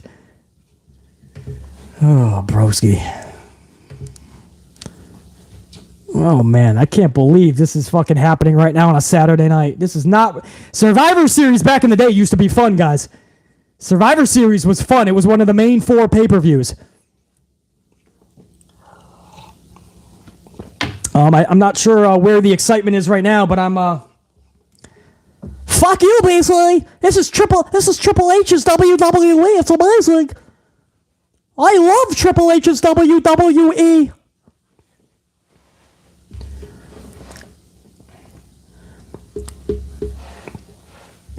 Nice little double knees there, Finn. Dolphin. Good job, Dolphin. I'm just kidding. I like Finn. I don't know. I'm going loopy now, guys. There's no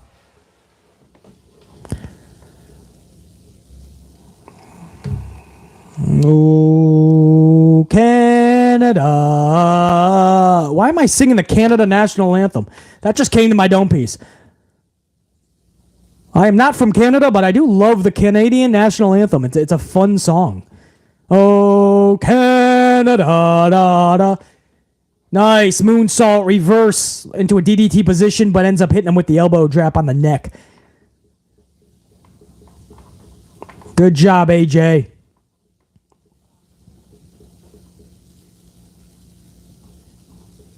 I just said that, Corey, word for word. Shut up, Corey, you nerd. I literally just said word for word before Graves even said it. Big Nang, there you go, bro. There's a Canadian flag. That's funny. Oh, Canada, da, da, da, ba. That's the only words that I know. I don't know the other words, but I love the song. Ba da da ba ba ba da da. All right, I'll get back to the match. I promise. All right, I'll call the match. Balor's going up for coup de grace. Will this put people to rise to their feet finally? Come on, Boston. Let's get a heartbeat here, man.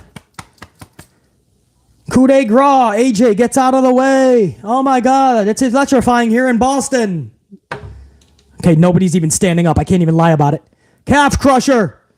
Calf crusher. Boston is electric. Okay, they're sleeping. My bad. Is he going to tap out? Where's JR? I need Jim Ross. By God! By God! He's breaking his leg in half! By God, he's got a family! He's got a family! He can't walk around to the playground on one leg. He's got a family. How's he going to walk through the mall with one leg? He's got a family. That son of a bitch is broken in half. Oh, guys. All right, I'm going back to my super chats. This is boring. This is boring. Ashley Steggles, 449. 2005 Survivor Series was the last show that was good because they had a storyline between the two Survivor Series teams, and it was for brand supremacy. There was feeling, there was emotion, there was meaning, there was substance behind it, Ashley Steggles. That is a lost art today. Ashley Steggles, I cannot fucking... In fact, Ashley, or anybody in the chat, who was that? The main event for 2005. Somebody put that up in the chat with Ashley Steggles is talking about Refresh BC. That was what, 17 years ago. Wow, 17 years ago, bro. War Dog says, this match is still going on. I know, Jared Hyde, it is sleep-inducing, bro. SmackDown versus Raw, the elimination. Yeah, that's what I thought, yeah. I forgot who was actually participating, but I remember the build-up to it. It was so fun when they were, like, invading and shit. So cool. They actually did it accurately. Phenomenal forearm by AJ. We got a cover onto Balor. 1, 2. Guys, half the crowd is sitting still. AJ Styles just defeated Finn Balor. Look at, they're slow. A lot of them are starting to slowly get back up. Their ass is hurting because they've been sitting. The guy in the front row in the black shirt finally got up. He's looking around. He's just hitting his head on the top of the barrier. He doesn't even know. He doesn't care. He's jamming to the music. JR9, I hope something happens here, bro. I hope that wasn't just a long, boring match on a pay-per-view premium live event. If this is going into the good, something epic a big moment has to happen right now.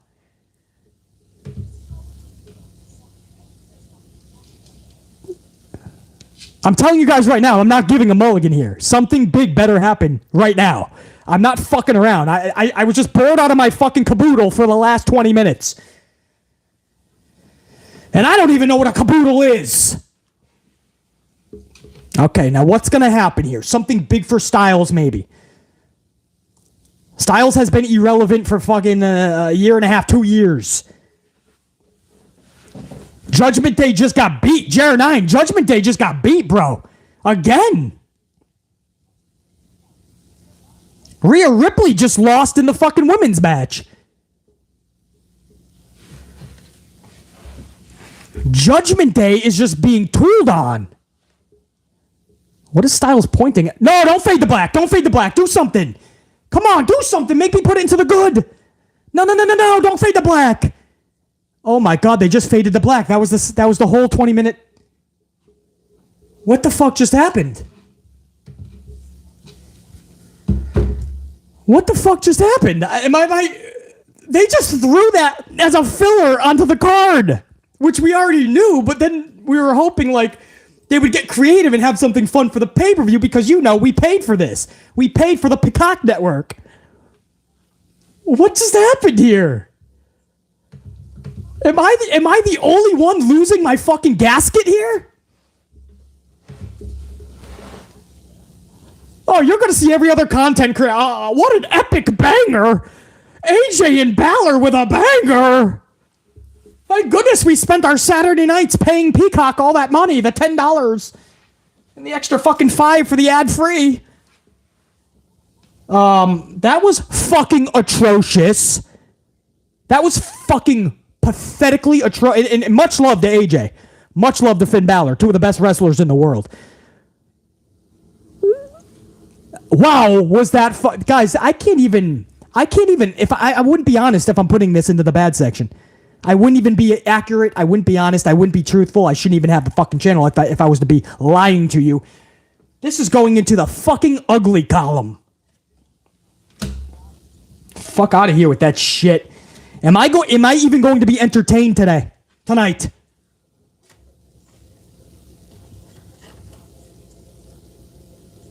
Now, that's bad. That ugly is bad. The ugly is bad because I gotta switch out that bad. We already had the bad from the first match. The ugly just got brought in. Guys, the rule number 2 in the good, the bad, in the ugly reviews, every ugly gets crossed off in the 2 bads. So technically, it's only been 2 matches, but it's actually 3 bads to 0 goods. That's not good.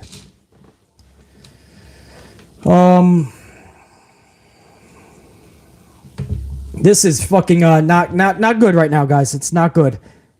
Jay, $4.99. I got off work early. I better see epic shit like The Rock returning or something. We deserve better. Jay, I agree. I don't think we're going to see The Rock per se, but this is a pay-per-view. This is the Big 4. Jay, I want to see epic moments. Every match should have something big that we're talking about as a newsworthy topic after the event and going into tomorrow and so on. Jay, so far after 2 matches, this is just like nobody even cared about this shit. They're selling the whole pay-per-view on 2 War Games matches. Just go out there and throw some trash can lids. The rest of the event will throw filler matches like Balor and Styles with simplistic as fuck finishes. This looks like 3H's could not be bothered. Jay, no question, brother. Salute. Deontay Thomas with a 2 spot. Deontay Thomas says, hey, BC, why did Ray switch brands? Do you know? They just wanted to quietly send him over. I think it was a trade type thing. He wanted to, storyline-wise, get away from Dominic because he didn't want to feud with his son. So they developed a trade. Somebody went over to Raw. I forgot who it was. And Ray was able to go over to SmackDown. So that's why, Deontay. Buggy, 5 spot. What up, Buggy? I wonder if WWE knows a cage has a roof. It's literally been a steel fence match. Its whole history. Buggy, exactly, brother. Buggy says, I wonder if WWE knows a cage has a roof. It's literally been a steel fence match its whole history. Buggy, I'll do you one better. I remember back in the day, it was just a blue cage. Remember that? And it was big squares that you could easily put your foot through, your feet.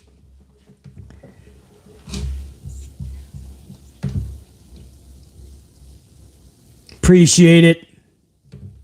Buggy, yeah. I hate cage matches today. They're overused, and it's just a fucking fence around a ring, and we see the same shit over and over. I don't need to see somebody get flung into a cage 86 times, or see somebody do a spot off the cage for me to go, this is awesome.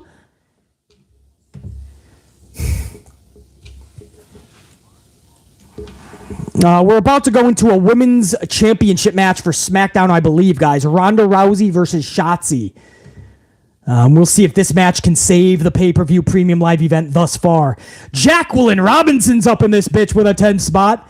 AJ is one of my favorite wrestlers, but booking has been shit for years. The most memorable booking and feud for AJ is on SmackDown with Shane McMahon. But the Hurt Business People are dummies. Yeah. Appreciate you, BC. And appreciate the BC lives. Jacqueline Robinson, I appreciate that. And Jacqueline, you are correct. Guys, if I may, what Jacqueline is saying is that one of the only memorable feuds for AJ Styles, one of the best wrestlers in the world in recent memory, one of them is with Shane McMahon. Jacqueline is right. And I know this because when I think of memorable moments of the story in the feud, I remember Shane McMahon and AJ Styles going through the car window. Do you guys remember that? I think it was still on SmackDown. And Styles put McMahon through the car fucking window. It was either the windshield or the side window. I mean, that was a fun, personal, badass story and feud. Moments that I remember. What the fuck you gonna remember from Styles this whole last 2 years? Anything he's done with the Judgment Day? Are you really gonna remember his tag team with Omos? Don't lie to yourself. Don't just say BC's an asshole. Raise your bar. I don't mind if you call me an asshole. People were calling me an asshole when I was born. The doctor, when I shot out the fucking womb, the doctor said, uh-oh, you got an asshole. I'm okay with being called an asshole. But at least raise your bar, man. Yes, Big Nang is correct. I'm just saying Shane McMahon was one of his last big storylines that was epic. Undertaker, definitely another one. The Boneyard match was a great, epic, actually, culminating moment for Undertaker, obviously. But such a fucking memory for AJ Styles. That whole fucking story leading up to it. Boneyard match. Whatever it was, yeah. What I call burial, I don't know. Fucking, you get the point. Yeah, AJ and Cena. Yep, was a really good one as well. And that's what perturbs me, guys. I'm not just being an asshole and throwing it into the ugly. These are two great wrestlers, Balor and Styles. I'm asking, why not make us care? Balor has been fighting AJ Styles, brawling with him for like 7, 8, 9 months. Or at least that's what it feels like. They've already wrestled before. Then they just get thrown onto this pay-per-view. But look at Boston has already drank a bunch of beers. They're ready to flip out. Boston was sitting on their thumbs the entire match. Here comes Shotzi with that fucking tank. Shotzi presses the button. The cannon goes off. Stone Cold. What? Stone Cold. What? The skull is on the front of that tank. Ronda Rousey versus Shotzi for the SmackDown Women's Championship. I'm going to be pulling for these ladies. We need to get something into the good, guys. We have one in the bad, one in the ugly. That ugly is going to be crossed off in the 2 bads. It's currently 3 bads to 0 goods. So this is the time where we got to really step up. I'm really counting on these ladies right now to do this.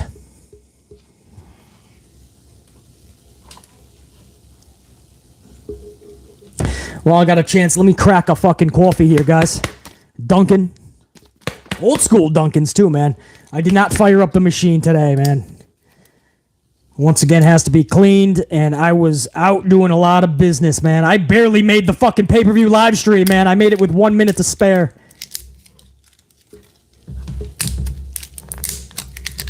Appreciate every single one of you live, man. I know some of you guys going in and out, catching the tally at the end of the matches. Some of you guys have been here from the beginning. I know thousands of you guys are going to watch this after the event in the next 24 hours. Even though you guys weren't able to catch it live, I still appreciate you guys, and I absolutely, I'll use that word, I absolutely am going to give you guys a salute. I'll give you a salute of bubbly.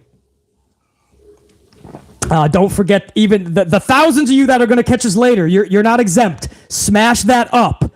Help out that algorithm. We're about to head to 250 live, man.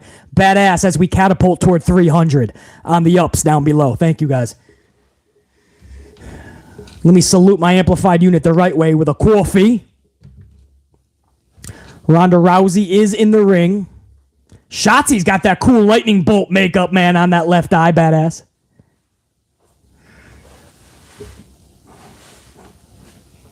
Oh, okay. I like that, Shotzi. Shotzi has a nice little introduction pose.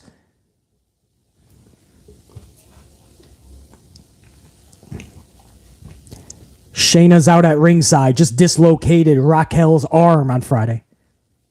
Her elbow. Dislocated.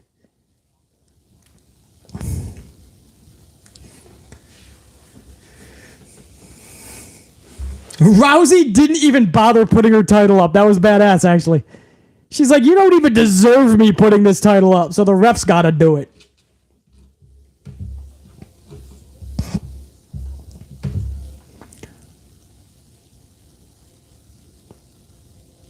Yeah, I think Shayna's obviously going to cost Shotzi the match, and Ronda doesn't need that, and it's only going to belittle the prestige of Ronda Rousey.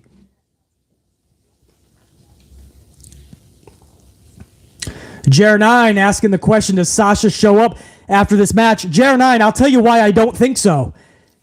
This match is right in the middle of the event. Like, for such a big moment. But, Jer9, you could be right because it is 2-on-1. That could be why Shayna's out there. Could you imagine?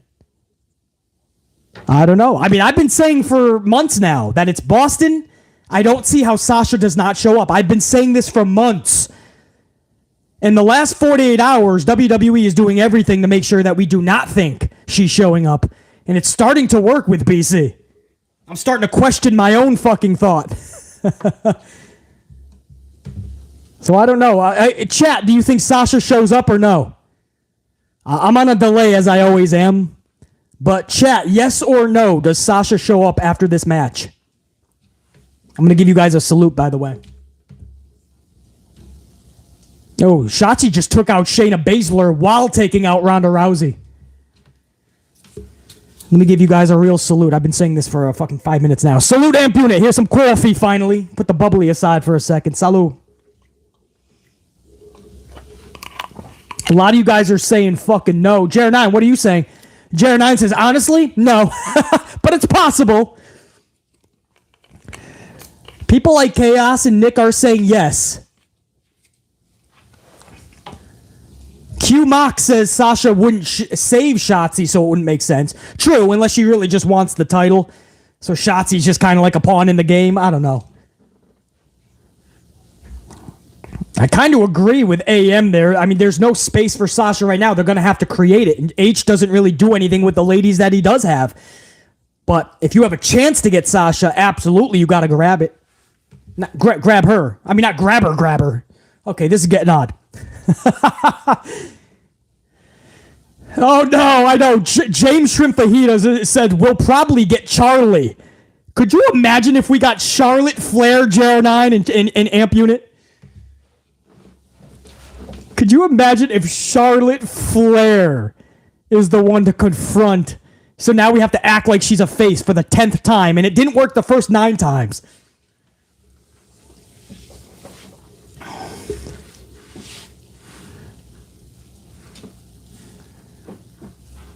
Let me go back to the match here. Ronda Rousey can snap that ankle right now of Shotzi if she wants to. She's just picking which foot. She's asking Shayna in the crowd, like, which ankle should I break?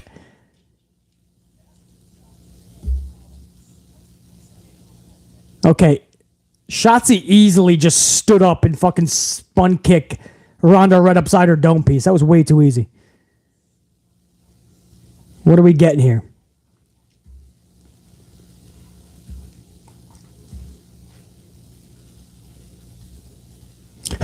Ronda says, what? I don't hear anything to the crowd. That's because the crowd has not been interested all night. Or maybe the table spot in match 1 because they flip out over tables. There you go, Ronda. Lay in stiff on those shots, man. Ronda's got to get a little bit more stiff in those shots. Make it believable. I'm not saying she's got to hurt her. Oh, there you go. Her kicks are getting stiff as fuck. She just slingshotted Shotzi right into the... She almost slingshotted Shotzi with a kick into ring number 2. You know how War Games is 2 rings? Shotzi almost went into the 2nd ring with that kick.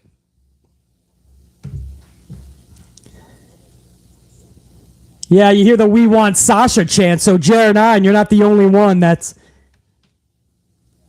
wanting or expecting Sasha to show up. Something big better happen tonight. I'm telling you guys right now, man.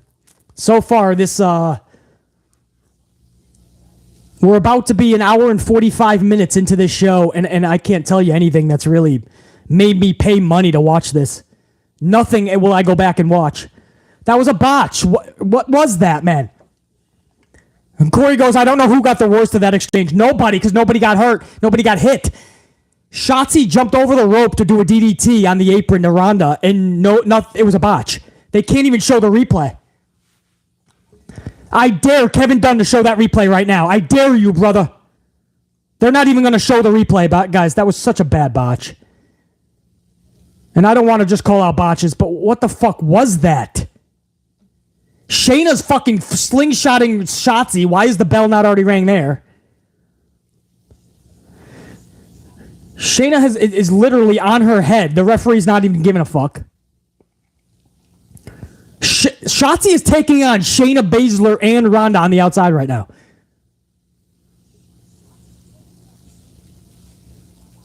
Now Shotzi's on the barricade and she just splashes.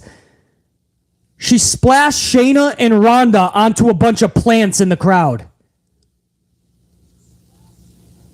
So a bunch of fans that are called plants in pro wrestling, they're just planted by the promoter to act like fans.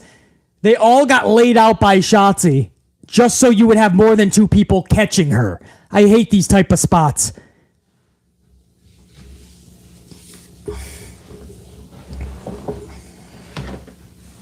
I hate when 5 people have to catch one person or 10 people.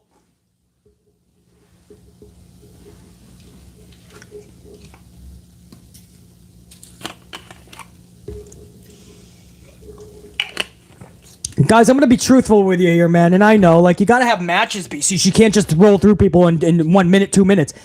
The way they book Ronda Rousey, they made her just another female, dude. She was at one point in her lifetime called the baddest woman on the female, whether that's right or not. That was badass. Ronda was up on the top rope with Shotzi and literally did an arm drag off the fucking rope. Just slingshotted her by her arm. I thought she was going to land into the arm bar. But the way that they've booked Ronda Rousey at one point in her life called the baddest woman on the planet, so odd to me. Jack, it's beyond sloppy, unfortunately, bro. They just didn't rehearse it good enough, or they rehearsed it too much, and now they're having opening night fucking flutters. Instant tap out into the armbar, and that's it. Well, this is it, Jared. Something big better happen. If not Sasha Banks, something has to happen, and it better not be Charlotte Flair. If you guys are not watching the event, just watching BC, Ronda Rousey just won a squash match, basically. I mean, it's not a traditional squash because Shotzi had a lot of offense. I get it. But, I mean, it's less than 5 minutes. Ronda, simplistic armbar, instant tap out. This is no different than their first match on... Yeah, that's right. I said that correct. This isn't their first time facing each other, guys. They've already faced each other a few months ago on SmackDown. Shotzi said Ronda's never been in there with somebody like me, but she's actually been in there with you. BC doesn't forget this shit. All right, so this is the moment here, man. That was a shit match. We all know that. Exactly. Exaboon, I think it is, says this could have been done on SmackDown. Absolutely. Now, as long as we don't fade to black, and something happens now, a pay-per-view moment, something... No. No, don't fade to black. What are you doing? They just faded to black. That was the whole thing. This is a joke, right? Wow, this could be one of the worst pay-per-views in history.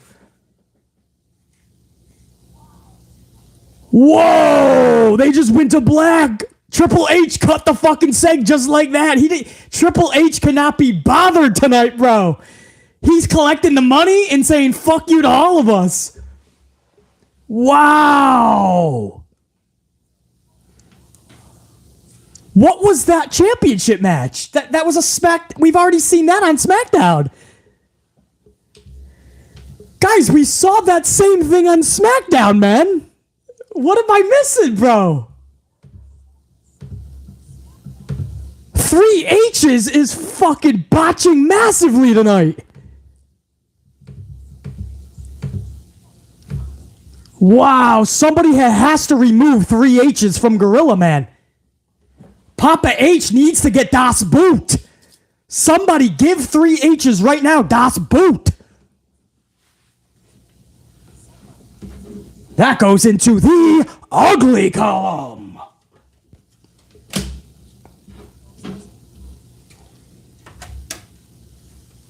Whoa.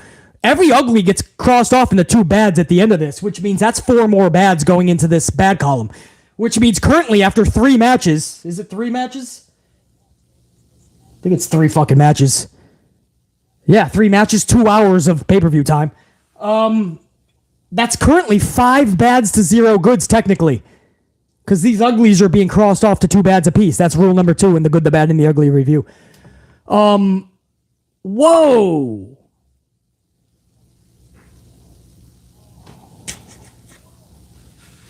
The honeymoon is over. 3 H's is in over his head.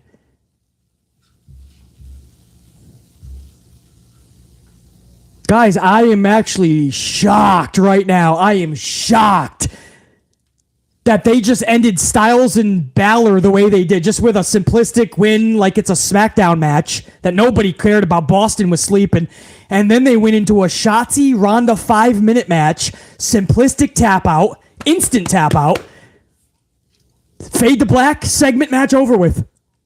I am shocked right now at what I am witnessing. This could be one of the worst year.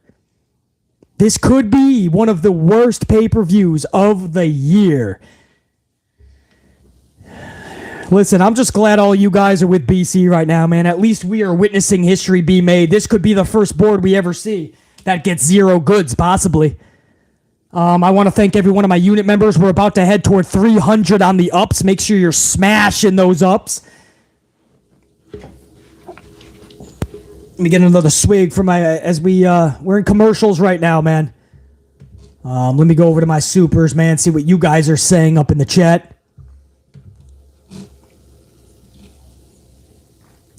Let me get over to my supers. Hold on. Let me go over to...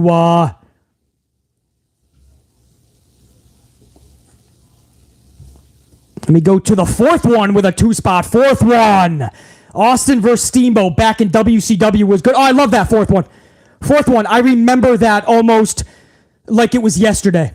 Austin, Steamboat. And that was Stunning Steve. 4th one. No question, man. Savage 1024 the Punisher with a 5-spot coffee says it's sad what wrestling has become. The current trainers tell you to practice on a trampoline instead of selling in the ring and in-ring psychology. It's a shame. Savage 1024 the Punisher, I agree with you wholeheartedly. I salute that comment. It's all about the trampoline flips you can do now, brother, because this is the result in bad fucking booking. Big Joe 401 with a 20 spot, 4-star Bucks, 8 Duncans. Big Joe 401 fucking hammering down the coffee, supporting the channel big time. I appreciate you, brother. Honestly, this should have been a New Japan match from 6 years ago. Unfortunately, this is a piss break. Sorry, no disrespect.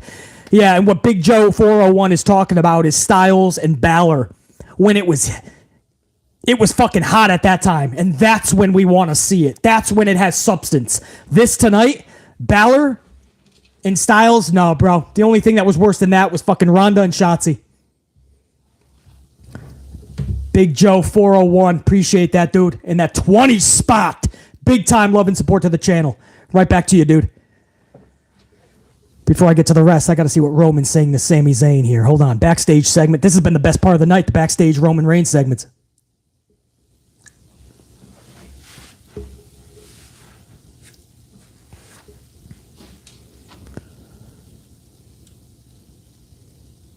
Very good. Sami Zayn is admitting that he lied to Jay because he didn't want to. He didn't want to make him overthink shit because he has a match later in the night. Very good by Sami Zayn.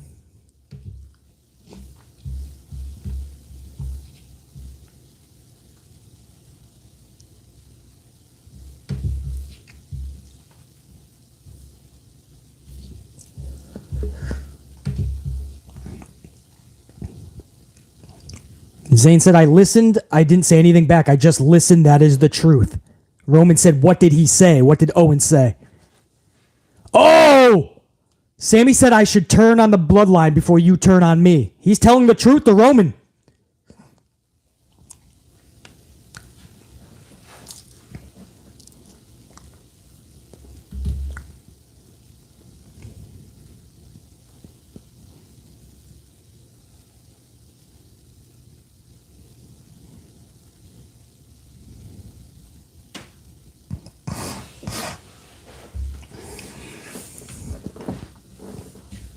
Roman is great right now, man. Roman's phenomenal.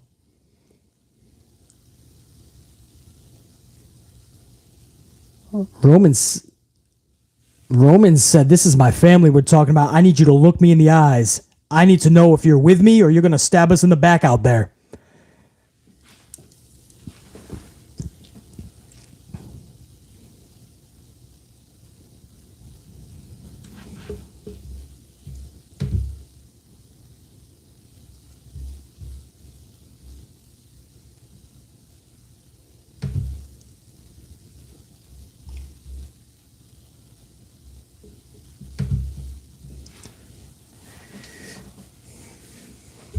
Sami Zayn is saying how much it means to him to be a part of the bloodline. Guys, this is what's called a storyline, by the way.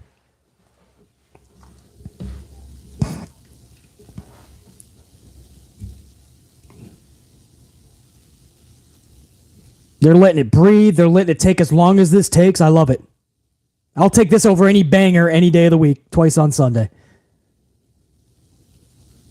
Look at Paul Heyman's face in the back, guys. Look at Paul Heyman. Look at Paul.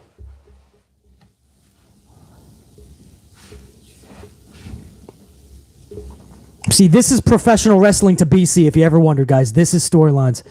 This is how you build characters. This is how you make people care. I don't care about how many flips you can do.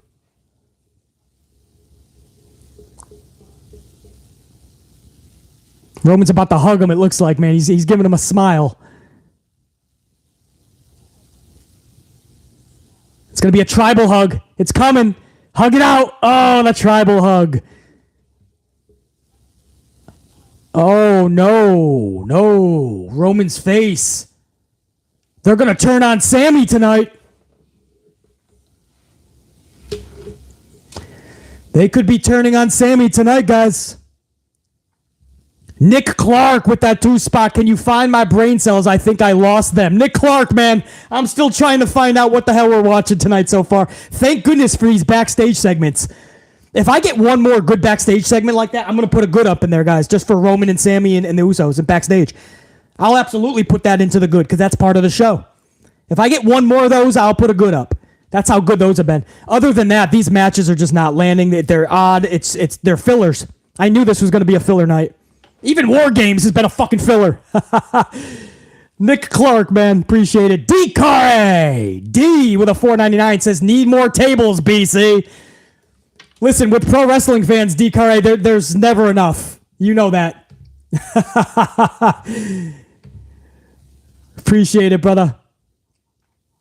Savage 1024 the Punisher with a 10-spot couple of coffee says, why does every wrestling training today tell me to use a trampoline? I'm not training to become a gymnastics athlete. I'm training to become a wrestler because they want you to hang with today's wrestler, Savage. Savage 1024 the Punisher, they want you to be able to keep up with all of the flips and the dives that your opponents are going to be doing, and so that they can take your flips and dives. What you just saw, Savage, that is pro wrestling. What you saw Roman and Sammy doing with Paul Heyman for the past 4 minutes, that's pro wrestling, man. I don't give a fuck if all you can do is a fucking spear, a super kick, a pedigree, some elbow drops. I don't give a fuck. If you can captivate me, I'm tuning in. Nick Clark with a 2-spot. I think the crowd is just happy that it's over. Yeah, each one of these matches, Nick Clark. I completely agree, brother. Bobby Lashley is coming down to the ring now. Lashley is in his entrance right now. Let me get back over to my supers. Jimmy Fingers 19 with a 519. This is so boring. I am changing the subject. Imagine if Punk comes back to WWE and Bray whips his bare back with a belt like Punk did to Husky Harris. That's what you would call Jimmy Fingers 19 long-term storytelling, brother. People like us would remember that shit. Everybody else would be like, what the hell? Jimmy Fingers 19. Austin Theory now coming to the ring. This is going to be a triple threat United States Championship match. Bobby Lashley, Austin Theory, Seth Rollins. Jimmy Fingers 19. I do not blame you for changing the subject, man. We might have to do that several times for the rest of this show. JR9 Gaming with a coffee 5 spot says AJ won his first singles match in over 3 years, but Balor beat Edge in an I Quit match a month ago, only to lose in a bore fest tonight. Has to be an ugly. JR9, you called it, brother. Oh no, you know what I did? I put that in the bad, bro, I think. No, JR9, I put that in the ugly, bro. The bad was the first match. And the only reason that wasn't ugly is because the ladies had the physicality. The ladies did try shit. So I gave them the benefit of the doubt. I gave them credit. Styles and Balor absolutely agree, JR9. And you laid it out perfectly. Balor just beat Edge, I Quit, weeks ago. And now Balor can't even get out of a fucking mediocre match with Styles. And Styles, like you said, wins his first fucking singles match on PPV in 3 fucking years. I can't even, JR9.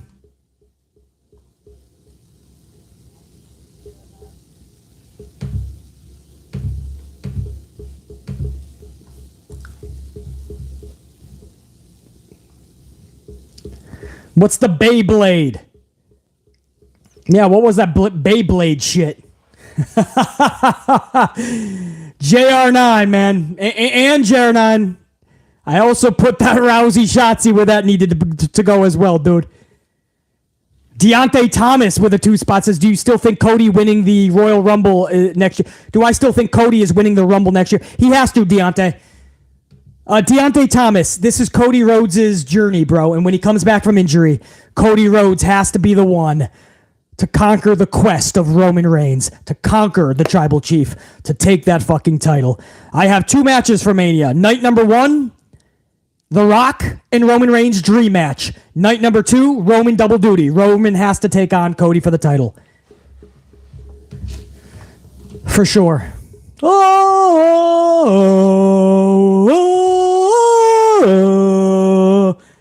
don't even know what Rollins is, man. Everybody says he's a face. He comes across like a heel to me. Jimmy Fingers 19 with another 519 says, I just told the like button to let me talk to ya and clicked it to 258. I am sitting here in Boston and all is quiet. Everybody is sleeping, brah. Jimmy Fingers 19 is in Boston and the city is sleeping. Thank you for that report, Jimmy Fingers 19.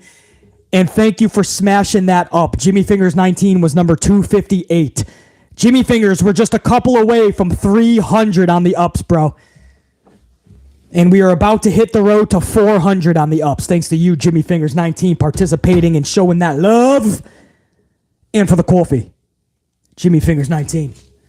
Jimmy Fingers 19, I got to be honest, man. It's reading your super chats that's keeping BC amplified tonight.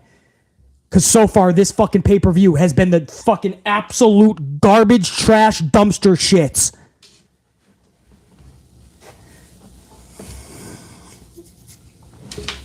No way, Carlos. Oh.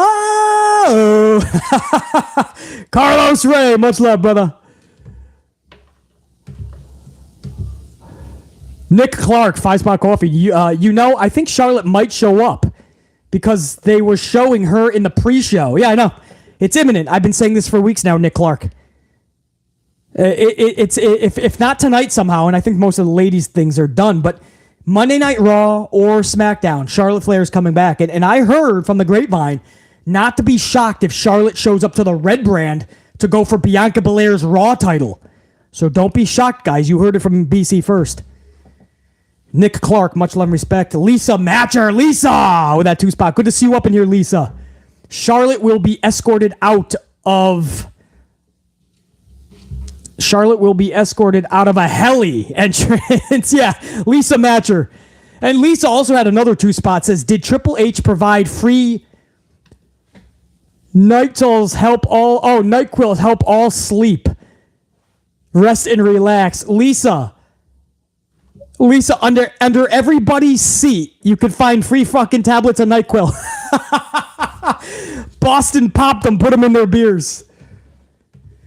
Because a lot of the night, Boston has just been fucking sleeping, and I don't even blame them, Lisa Matcher.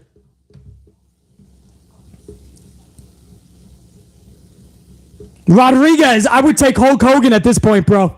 Give me something to amp me up, man. So far, it's just my super chats that are keeping me fucking amplified. Lisa Matcher, much love and respect. Q Machiavelli's up in this bitch. One of my tried and trues, 199. Is this a worse start than Crown Jewel? Yeah, Q Machiavelli, I think my Crown Jewel card, when it was all said and done, Crown Jewel was actually a good pay-per-view at the end of the tallies. This, I don't even know if we can come back to make this good. I mean, they would have to go flawless starting with this match right now, which I will call in a second. Again, this is more fun than anything on the show, but I will go to this triple threat match in a second. But Q Machiavelli, possibly the start is just as bad, but at least that pay-per-view ended up, the premium live event ended up being good. I can't say the same for this one. Isla R. Da Sandman. Isla R. Da Sandman.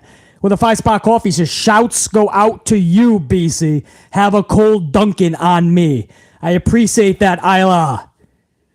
Isla, I appreciate that, man. I'm gonna have some of that Dunkin' right now if you don't mind. Salud.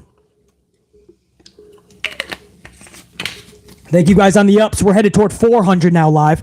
That's really going to set the tone great for everybody that's going to tune into this in the next 24 hours that we're not able to catch it live. They're going to show that. They're going to see that we kicked ass, brother, live.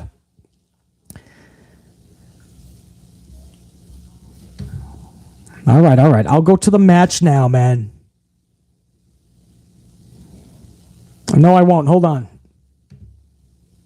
Now they're just chasing that. Now Theory is running away from Lashley again. I'm so glad they cut a reset.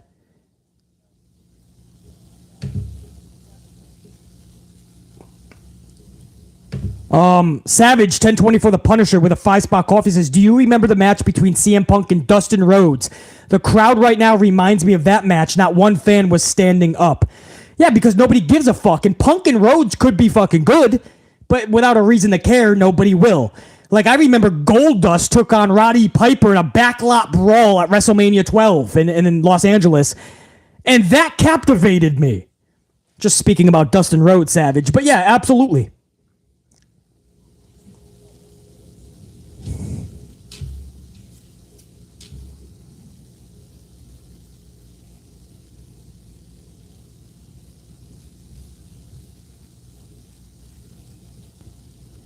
Jay with that 199 says, since I'm not entertained, I'm playing video games. I don't even blame you, Jay, at this point, dude. Jay, rock it out, brother. I don't think nobody would blame you at this point, man. There you go.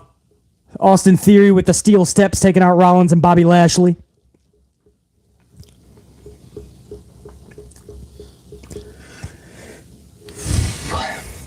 Well, I hope this match entertains us, guys. And I mean, the story has been so weak.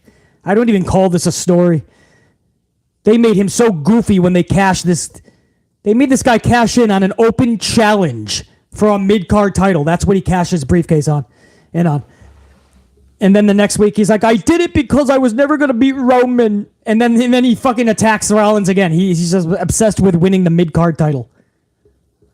And I'm supposed to go, wow, this all makes sense, man. So goodness, I'm so glad that I saw a reset Austin. I don't need to see a reset. I don't care if he's holding a cell phone or not. This is the same theory, just a little more meaner.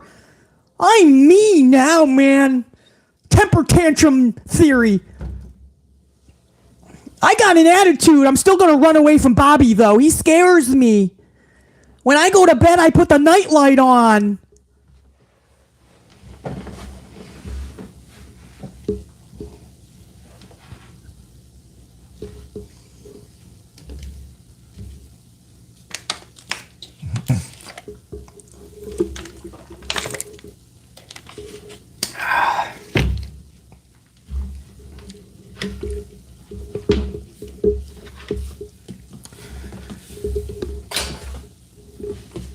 Low on batteries up in here too, guys. Hold on. battery power here. Can I get some battery power or no? Hold on, guys. I'm going to see. I'm pretty low on battery, but try some shit. If you don't mind.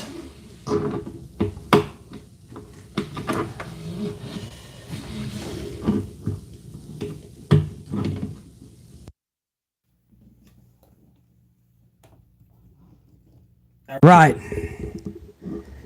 Unit, can you still hear me? Let me know if you guys can still hear me, please. I had to do a little bit of unplugging and replugging some shit, so it might be a little bit different now. All right. Sorry if it's a little different, guys. But I had to, it was that or in about 20 minutes, the whole stream was just going to shut down. Which, at this point, would it really fucking matter? I don't know. I mean, I'm enjoying shooting the shit with you guys for as long as I can, but tonight, but thank you, guys.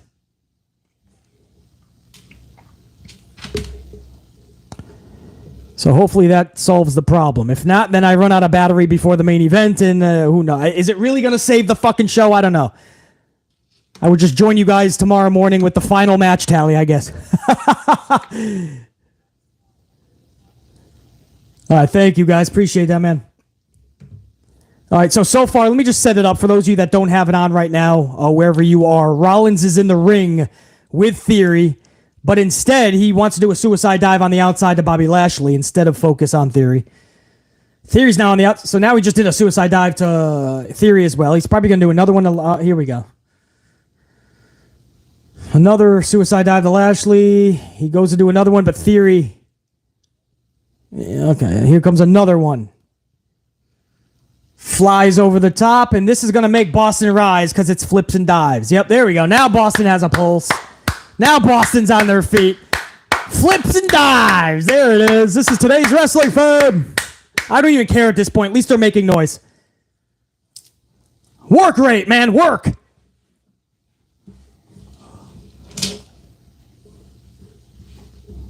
I don't even give a fuck as long as they're making noise. They were making me fall asleep, and I don't even blame them.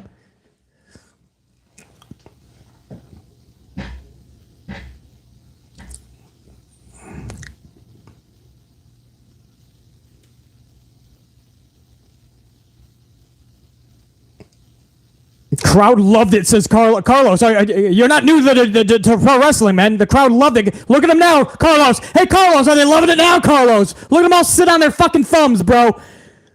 This is what we do now. We jump up. We lose a nut when we see a flip and a dive. And we sit down. Like, okay. I saw what I needed. This dude was sitting at home with Becky Lynch. And they were like, wait, what got you over Becky? And she's like, my theme music. Oh. And Rollins goes, you know what? I need that. That's what Jericho has. I know I'm a heel, but if I just get a song where everybody sings it, I'm going to be super over. And what the hell happened? He got a song where everybody can drink some beers and sing. More power to him, bro. But that's a little cheap way, if you ask BC, man. I mean, anybody can get a song that you just sing. Soccer chant singing.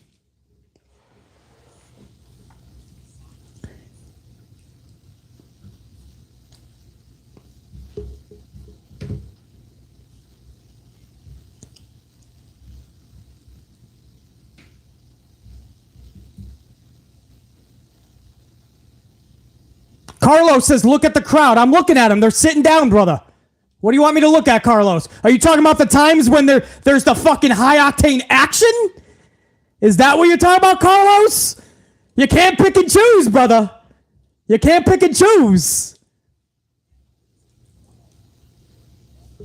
You're going to hear This Is Awesome soon, I assure you. It's a schmaz match.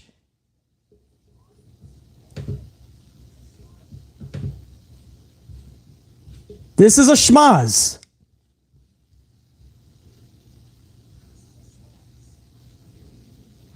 I'm glad they're making noise at least. Rollins is bringing them that they can care less about Bobby Lashley, which is sad. Theory's reset is fucking horrendous. Rollins is at least keeping them engaged. But the crowd is back on their asses, and that's what I don't like, brah. Could you imagine if they had Bobby Lashley lose on his back, bro? Flat on his back?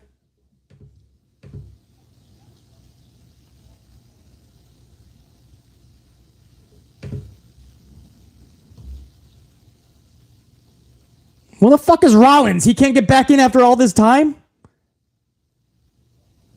How the fuck is Rollins not in this match yet? Oh, if they pin him like Lesnar did. There's Rollins. There you go. 1, 2, 3. What are you doing? That's an easy victory.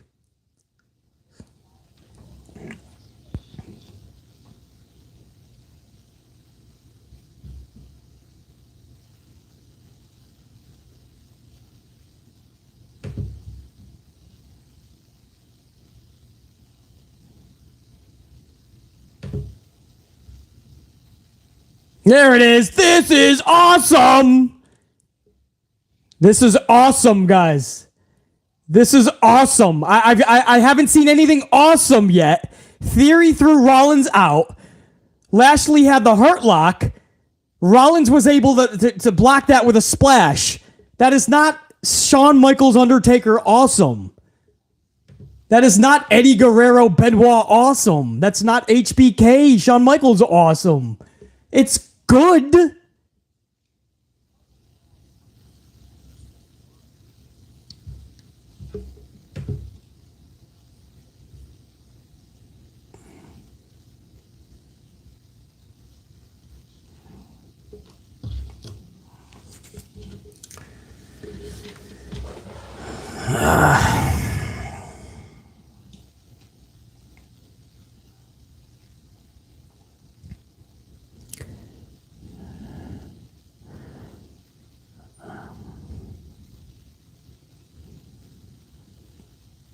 Lashley has a double hurt lock on Rollins in Theory.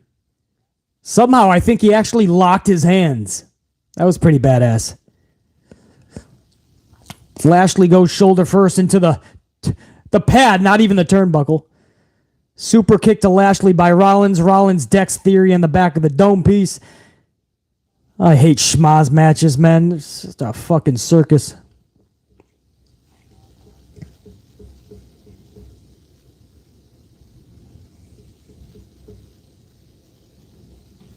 Who's getting the stomp, Rollins?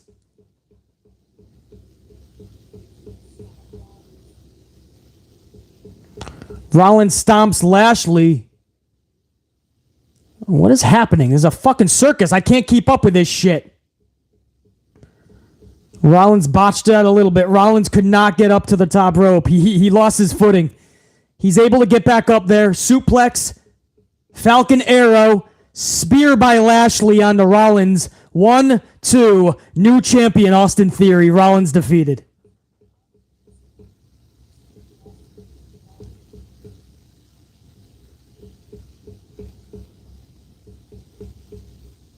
Wow.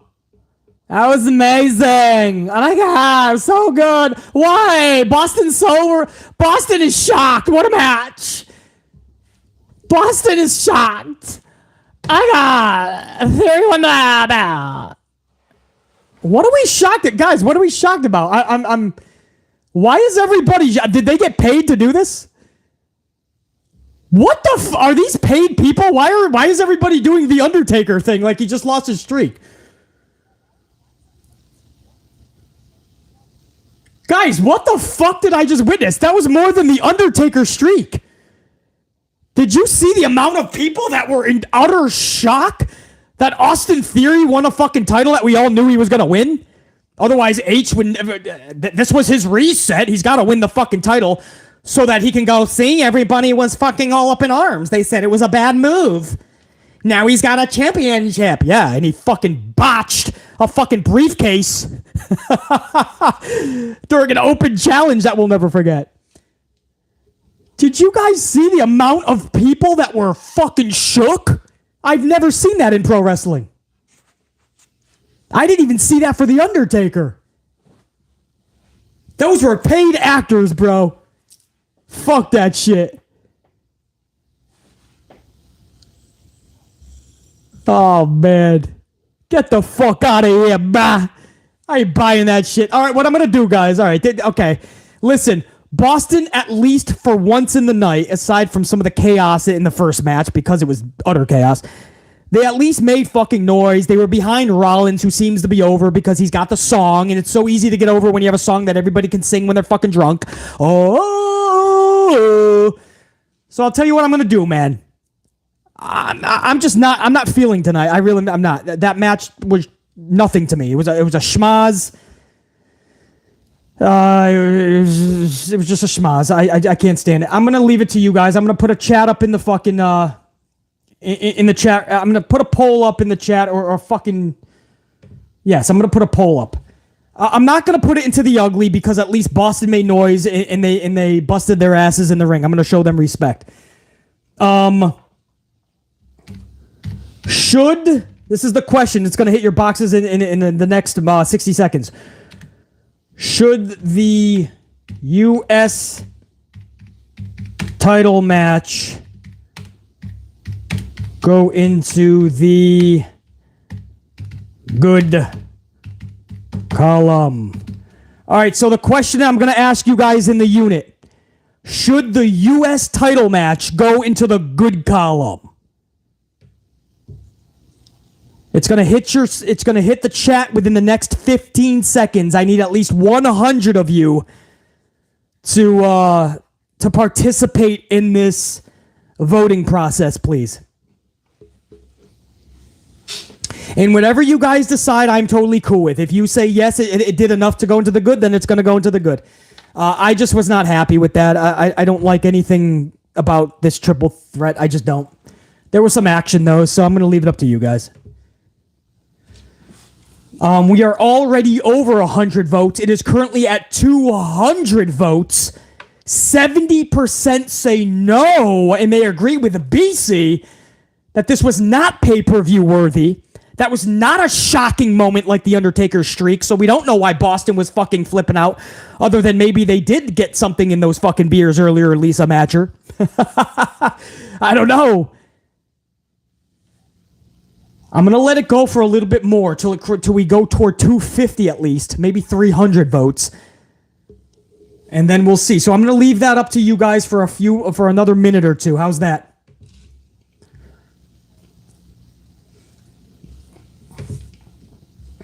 I want to send some love over to Big Nang with that 2-spot. Steph's GM role was way better than what Triple H has been doing. Oh, I'll take that double fold, Big Nang, no doubt. Big Nang, that's without question. William Blake Collier. William Blake with that 5-spot coffee. Hell in a Cell 2019 didn't have a single good tally.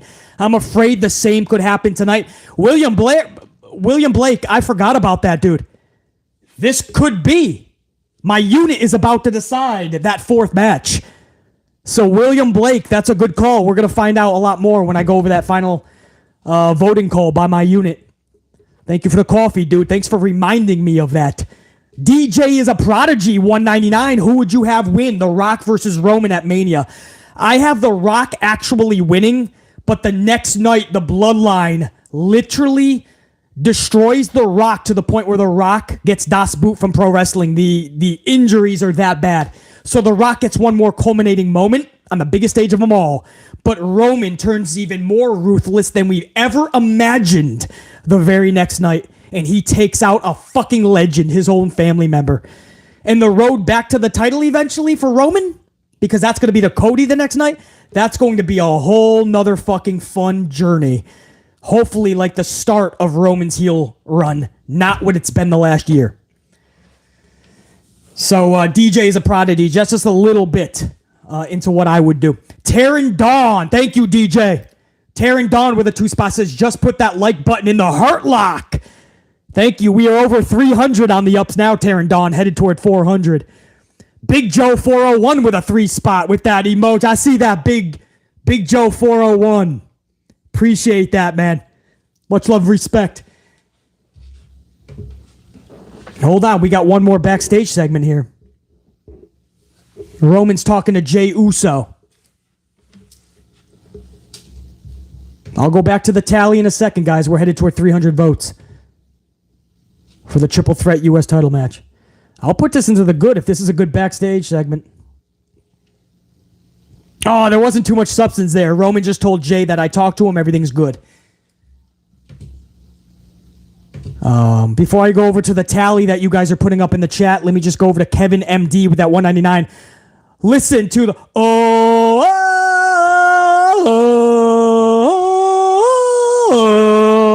I know it's a cheap way to get over. Rollins knew that. I honestly believe that Rollins and Becky were sitting on the couch.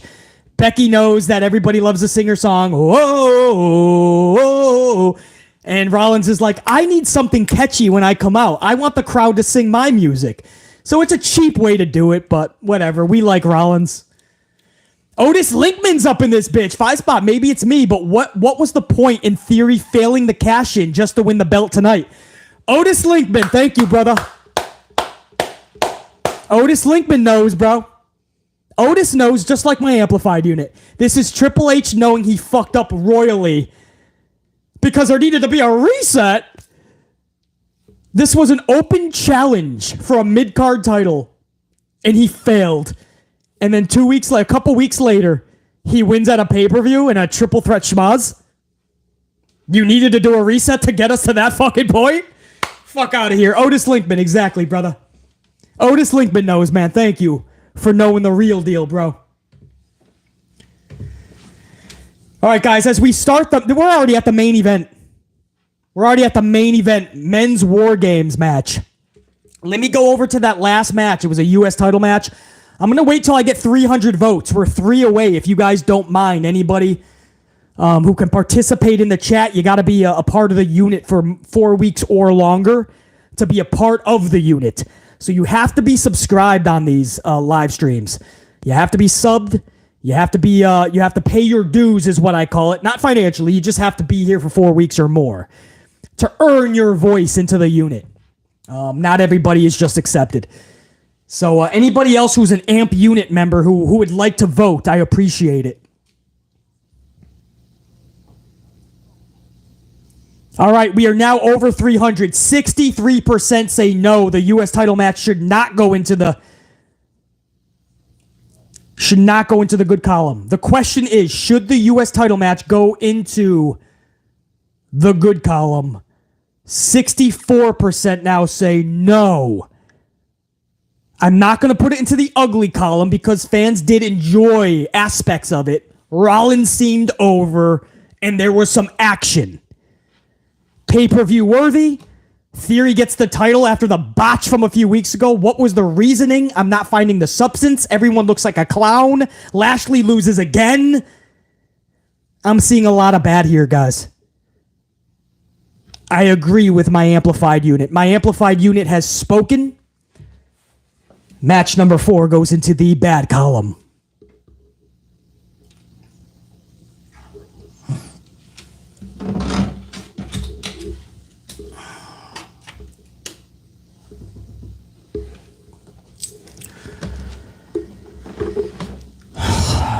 You guys are spoken, man. Thank you, guys. I'm going to end that poll right now at 64-36. Amp unit, I truly appreciate you guys, man. Thank you for that. I needed help on that one just to know that I wasn't just in a miserable fucking mood from the rest of the 2 hours of the show. So I appreciate you guys big time, man. Here comes my dog right now. I got to show some respect. I got to acknowledge the tribal chief here, Mr. Roman Reigns.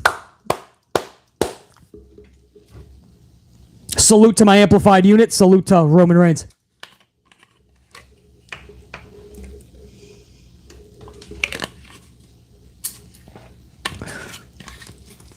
Guys, I don't know if you're listening to Metallica, White Snake. I don't know what your fucking your jam is in the gym. Maybe you got some fucking Kanye bump. I don't fucking know. Do yourself a favor. I know this may sound corny, but you're gonna get some extra reps in. Blast this motherfucker's music in the gym on your buds, bro, or on your fucking Sony bass boosting, noise canceling fucking headphones. Blast this dude's theme music, Roman Reigns.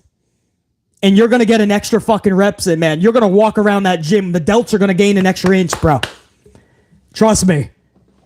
Something when the adrenaline is bumping and you're in the middle of your sets and this song comes over my playlist, bro, I'm like, I'm ready to win the title at WrestleMania, bro.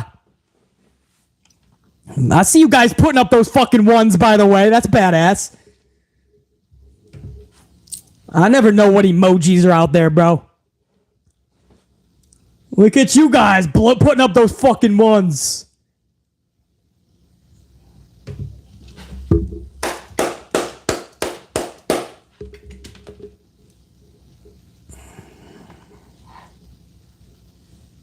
Yeah, Larry, absolutely badass theme.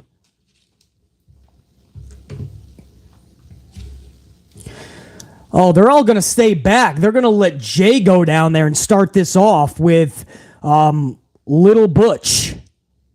Little Frisky Butch. The little Chihuahua. Watch.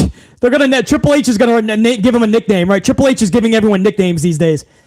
Michi or something is Mia Yim.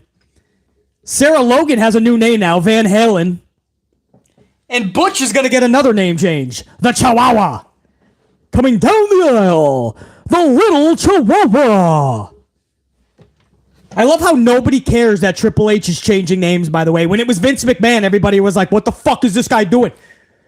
Now it's like, oh, Sarah Logan sounds stupid. It needs to be Van Halen. It's my favorite band, man. Mia Yim is not working, man. You got to make it Meechin.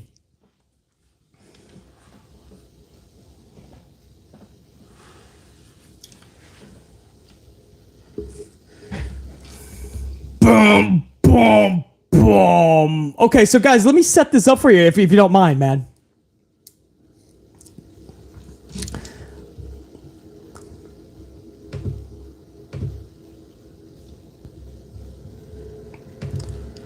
All right, guys, so here, I'm going to set this up for you 1 second. Hold on, you guys ready for this?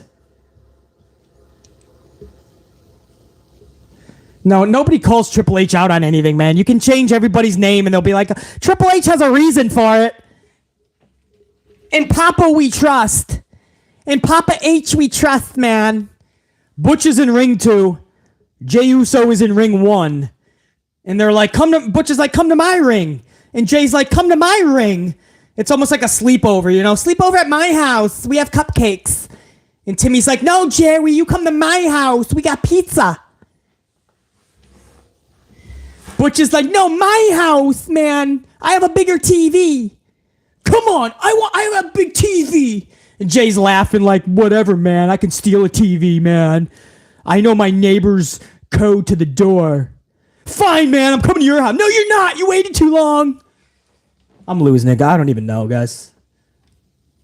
I don't know. We just spent literally over a minute, right? They get 5 minutes before somebody comes down. They spent a minute like yelling at each other about who's going to come to whose ring. So, guys, let me set this up for you. 4 matches, right? So we're in the main event. There's nothing in the good. We are over 2.5 hours into this event. There's no good yet. I just wanted to set that table for you guys, bro.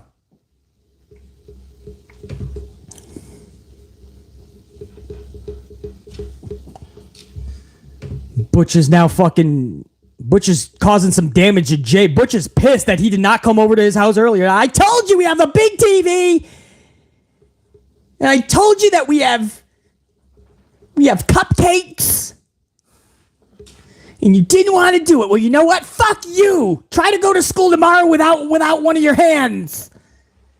That's right. Go to school. Come on. Write penmanship with one hand. You fucking... Yeah, that's right, you doofus. You fucking doofus.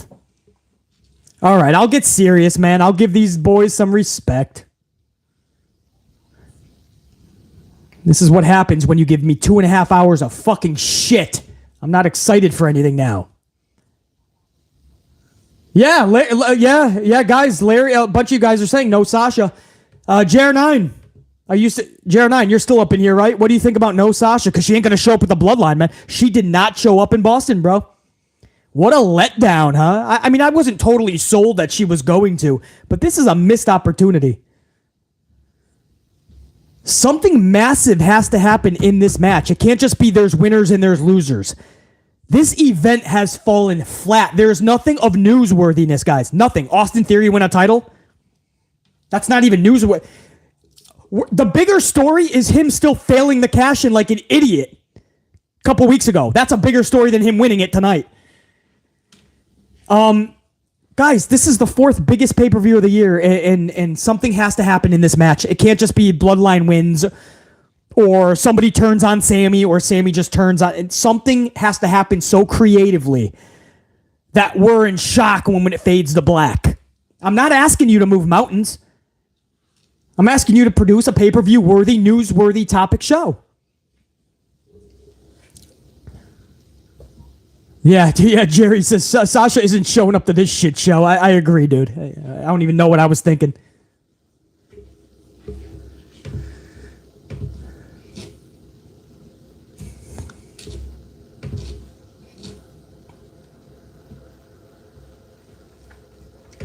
Prime Kill, I see you up in the super chats, man. With that 2-spot. Triple H shoving Theory worse than Vince was. Yeah, he has no choice but to shove Theory now, but everyone's going to be okay with it because he's reset, which it's the same Theory. He just put the cell phone down, and he's more mean now.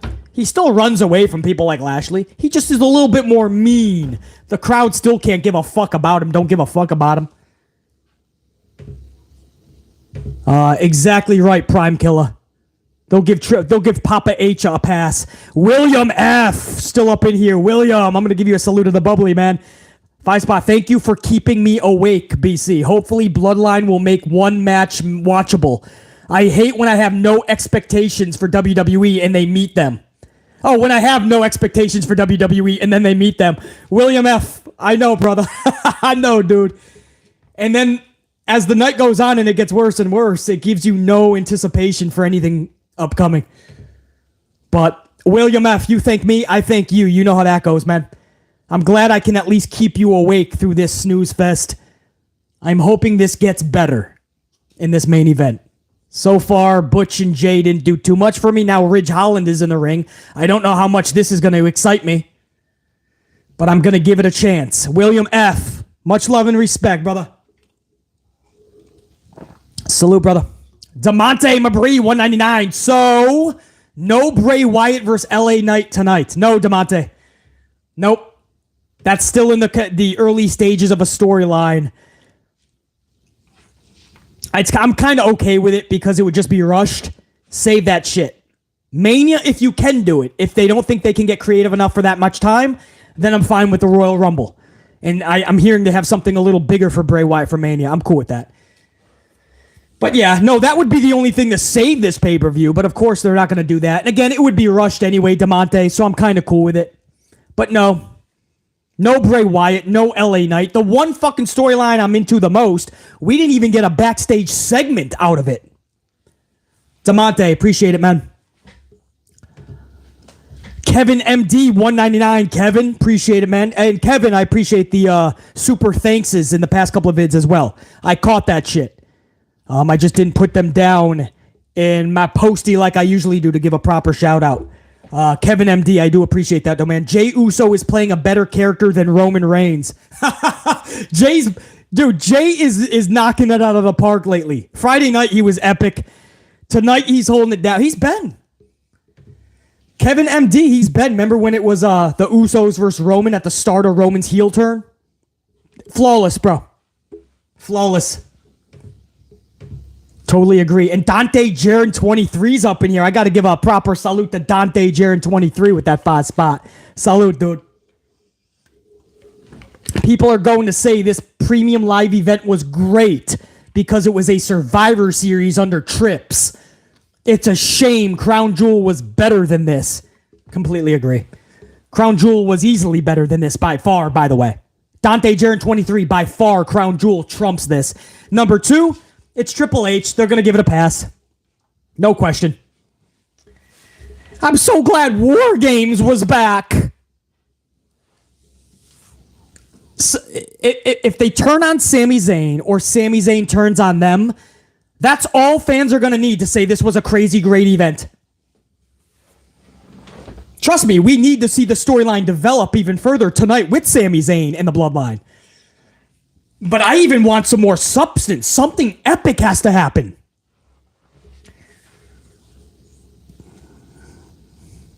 All right, we got about 9 seconds, guys, and the faces are going to... Or the faces. The heels are going to even it up. The Bloodline. Oh, Jimmy was about to head out. Roman said no. He wants Sami Zayn to go to the ring. Sami not feeling oozy right now. The crowd is trying to cheer him on to get his ooziness.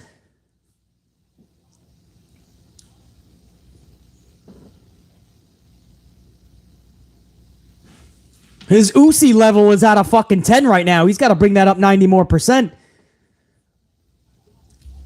He's been de-oozied.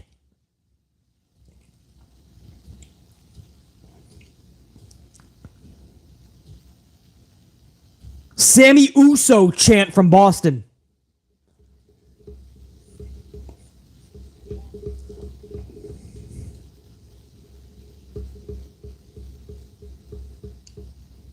Yeah, it is good storytelling, guys. No question. It's my second favorite story right now in pro wrestling. My first one is Bray Wyatt, LA Knight. The second best story is Sami Zayn and Roman Reigns and the whole Bloodline situation. Or some of you guys might have it flip-flopped. I don't even know. What's AEW's top storyline? I don't mean to switch topics right now, but if there's any diehard AEW fans, look at Sami Zayn getting oozy on the fucking chest of Ridge Holland, man, just stomping away in the middle of the rings. Now he's getting his ooziness, man. He's hulking up with ooziness. Anybody watch AEW? I totally forgot what the top storyline even is, man, and I just watched it Wednesday. That's not a good thing. I guess the culminating moment was MJF at Full Gear, but that's now over with, and now I guess William Regal just got Das Boot. Mox said, I never want to see you again. Yeah, Juan says there is none, BC. Demonte, yeah, you guys are saying, I guess, MJF, my boy MJF, yeah, I guess that is the top story, but he already won the title, you know what I mean? I don't know. AEW has to get some stories going, man. WWE does as well. I'm just saying there's at least two. Nice little moonsault there by Butch onto Jay and Sammy. But at least we got Bray and LA Knight. At least we have Sammy and Roman. I don't mind some of the mid-card ones. Luchasaurus and Jungle Boy was just on and off too much. That should have been better than it was. All right, back to War Games. I'm talking about AEW on a WWE pay-per-view. Premium live event, BC. Oh, by the way, over 350 on the ups, man. We keep headed toward 400. I appreciate that, guys. 35 seconds, we're going to get a new face to enter the ring, making it 3 versus 2 for the faces.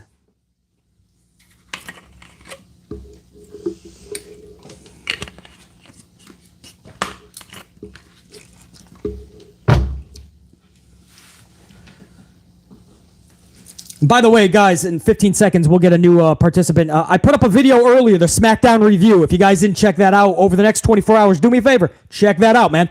It's over an hour long of a review. I put a whole bunch of cold open minutes in there, too, because I had a lot to say. I had 3 coffees before I filmed it. So, do BC a solid. Watch that sometime over the next 24 hours. SmackDown review. It's on the channel.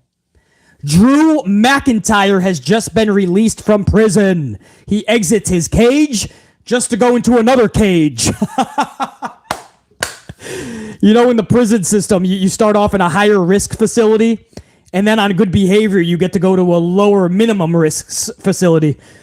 This is like going to your holding cell into the main prison. Drew McIntyre's like, fuck, man, I gotta do my time.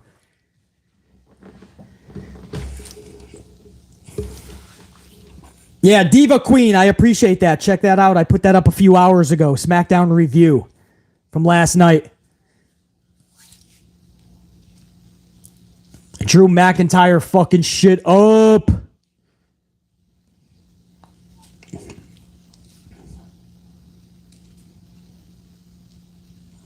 Drew's like, nobody came to my house. My mom made milkshakes.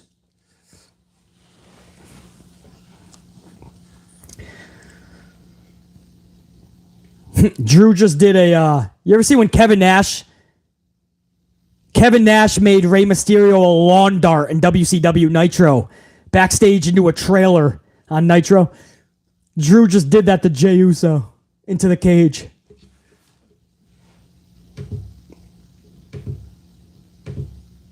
This is just a McIntyre ass whooping right now.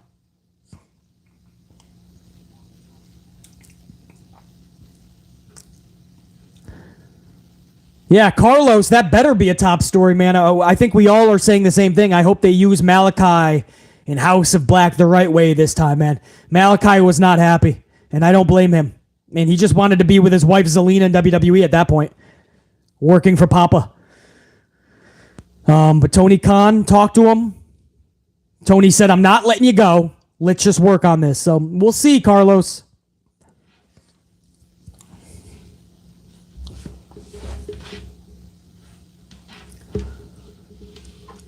"45 seconds, we'll even it up with another heel hitting the ring. Should be Jimmy Uso." I agree, Jer9. Brody, buddy, put him in a tag team. Let Malachi flourish. I've said that from day one, no doubt. Sorry, I know I'm talking some AEW during this, guys, but it's a fucking schmaz circus. I don't know what you guys want me to do. I'm not going to call every fucking bit of action in here, dude. WWE's not paying me that WWE money.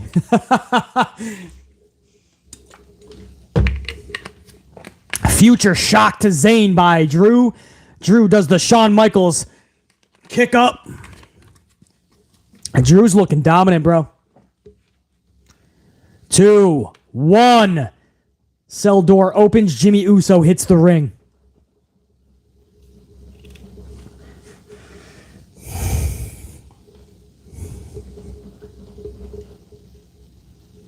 Uh-oh, if he gets a table, Boston's going to have a fucking go ballistic. Oh boy, Boston's going nuts because there's a table in the ring. Wrestling fans go ballistic when they see a table. Oh my god, a thin piece of wood! A thin piece of wood! Somebody's going to get wood! The Usos have wood! I never saw fucking thousands of people get excited for two men to have wood. Fucking insane how much they go ballistic for a fucking thin piece of wood.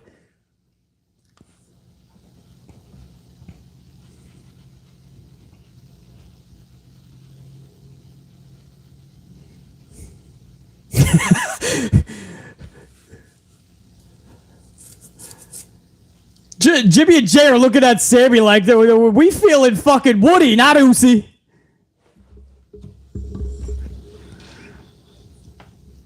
Oh, now there's tension. Roman Reigns is not happy. Sammy and Jay were just arguing over what should happen next. And Roman was seeing this in the cage, in his holding cell at the top of the ramp. And Roman's not happy about that. Not on the same page, guys.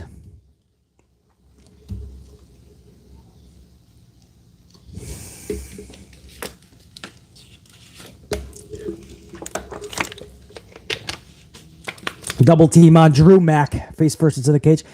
This is why I don't like cage matches, though. They don't really do anything. You just throw your opponent in the cage 100 times. You can name it anything you want. How many cage match variations do we have, guys? Elimination Chamber, Steel Cage, Hell in a Cell, War Games. Am I missing anything? Amplified Unit? That's 4 cages right there.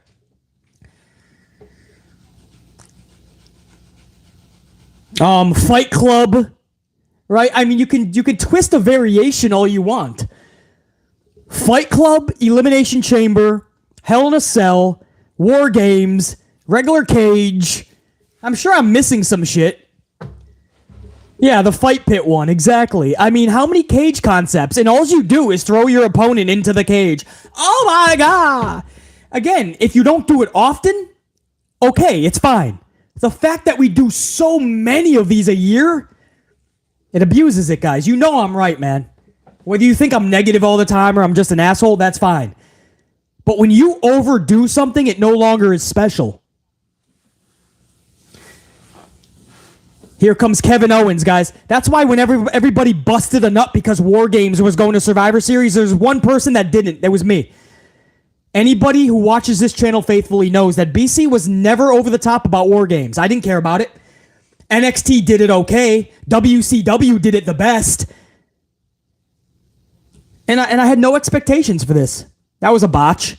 Super kick to the chair. Supposed to go in Owens' face. Owens is like, no, I'm supposed to hit you first.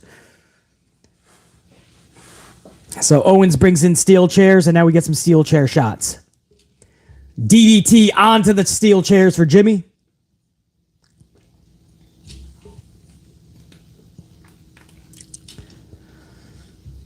Yeah, they called it an asylum match too, Jer9, with Ambrose was in, yep. Another version of a cage match. Swanton bomb by Kevin Owens. Kevin Owens has added some life into this match for sure.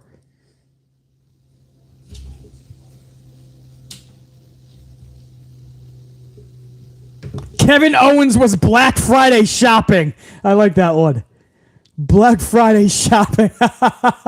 That's great. What shirt is he wearing, by the way? What was that? Who's on Owens' shirt, guys? I can't see that. I thought it was Dusty Rhodes for a second. Is that himself? Trying to fucking look. Owens is on the fucking canvas. I'm trying to look at it.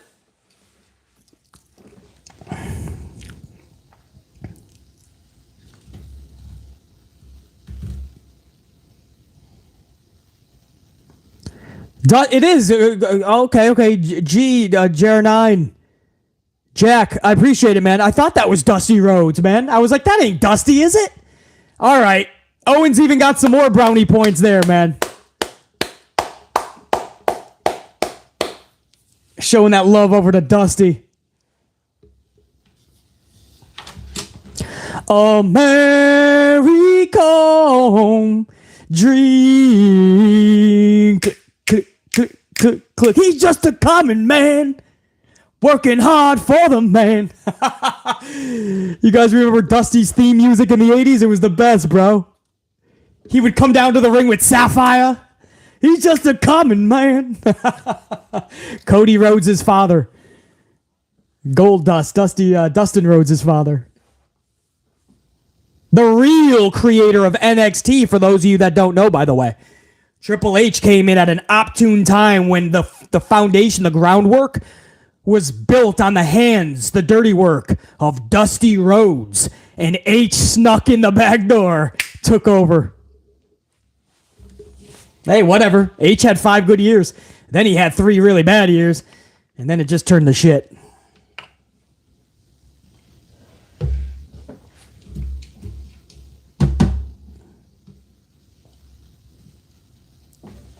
Under H, anyway.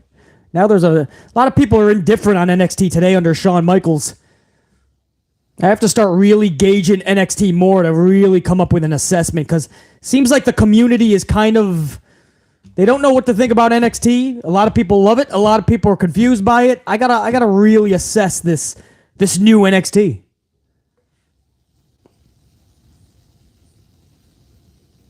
Solo Sikoa. I didn't even say this, guy. My bad. I was singing Dusty Rhodes' theme.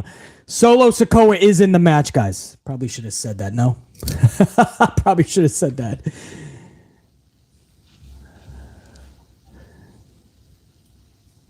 Yeah, wisdom of Charlie Grin. What's up, dude? Yeah. Dusty Rhodes was the... Well, yeah, that's not my opinion. You know that, chillin'. I've done all my research on NXT. Dusty Rhodes literally created almost every aspect, and then it was just taken over.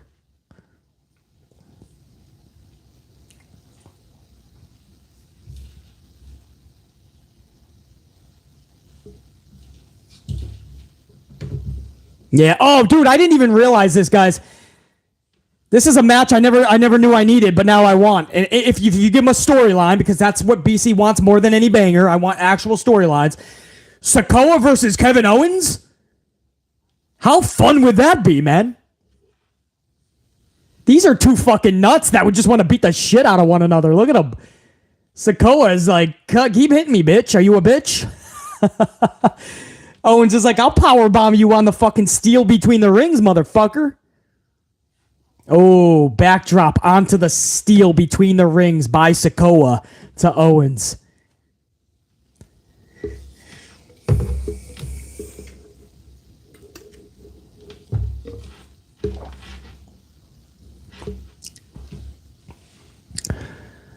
Drew McIntyre wants Solo one-on-one now in that ring. Let them go too, man. There's a lot of good matches if you give it proper storytelling and give it proper time and care. Put energy into the creativity. Solo could have a lot of fun matches that we actually are looking forward to. I mean, Solo, just everything about this guy is believable. There's a realism in Solo that a lot of wrestlers just don't have naturally. There's an organicness that you just jumps off the screen. Oh, Drew just fucking took his dome piece off there, bro. Drew was like, get the fuck away. About 5 seconds, you guys are going to get Sheamus.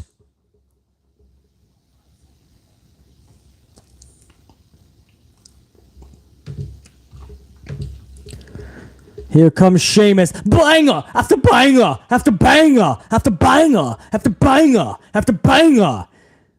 Reminds me of my college days. I mean, I didn't actually go to college like legally. Like, I wasn't admitted to the college, but I still went to the colleges. And I still had banger after banger after banger. Different type of bangers. It's a long story. Sheamus destroying everybody, kind of like what Drew does. Or did.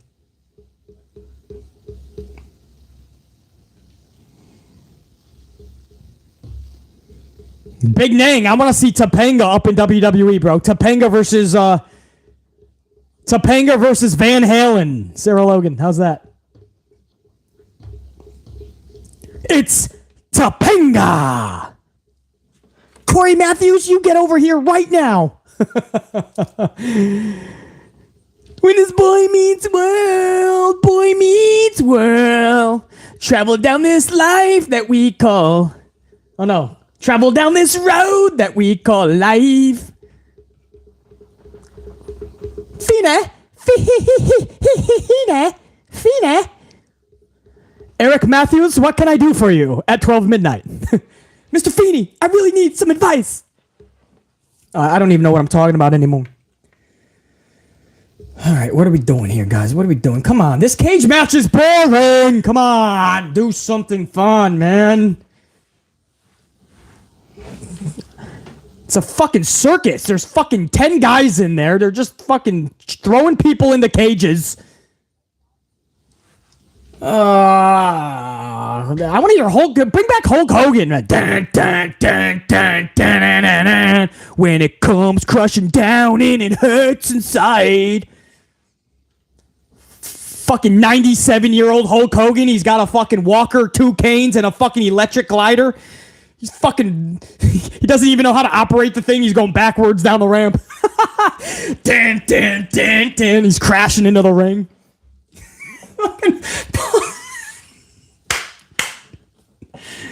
Oh, fucking A, bro.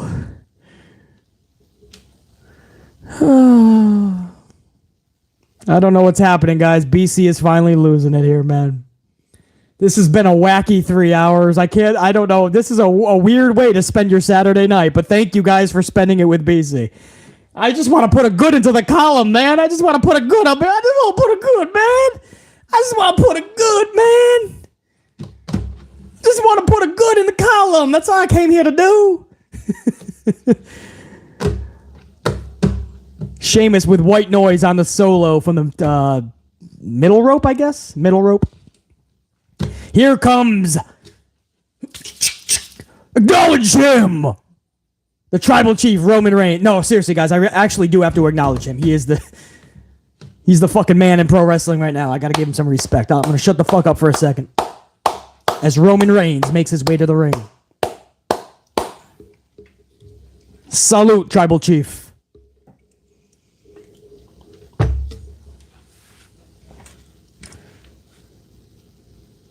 Wow, there's a Roman chant in Boston. That shows you the respect this guy is actually getting in a heel run. Badass. I love that. All right, guys. All 10 men are now in the ring. This match is now official. The bell just rang.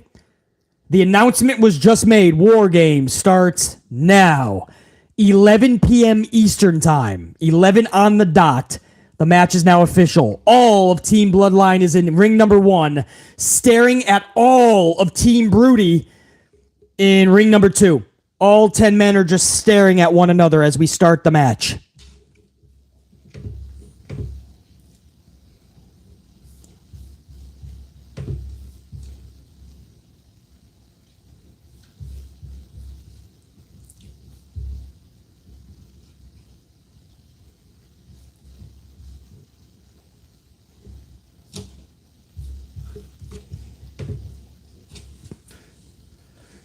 Of course, they all meet. It was in ring 1 where they met. We already knew they were all going to meet in one of the rings. They all went over to ring number 1. We already know that. Timmy wanted to throw the party, man. It's the pizza in the smaller TV, but it's a bigger house. So they're all in ring number 1. Superman punch. Roman Reigns fucking shit up.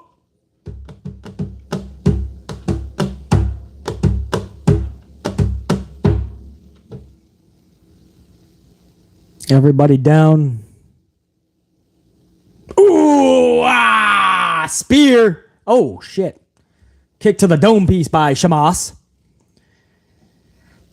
Sheamus. Imagine if Triple H changed Sheamus' name to Sheamus. The artist formerly known as Sheamus.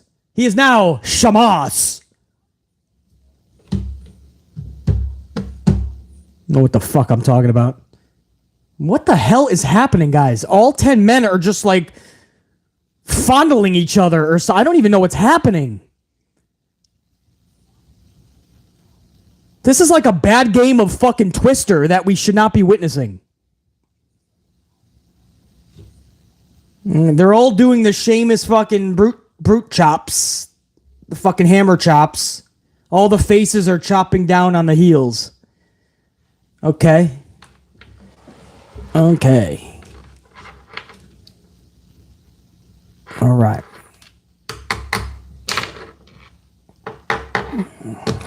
Sheamus and Madcap Moss. The Mosses. They're gonna love it. Yeah.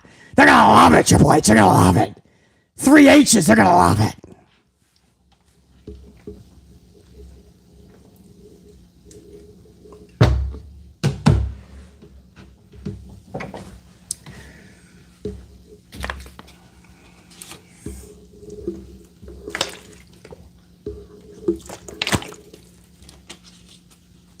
If they ever do this again, guys.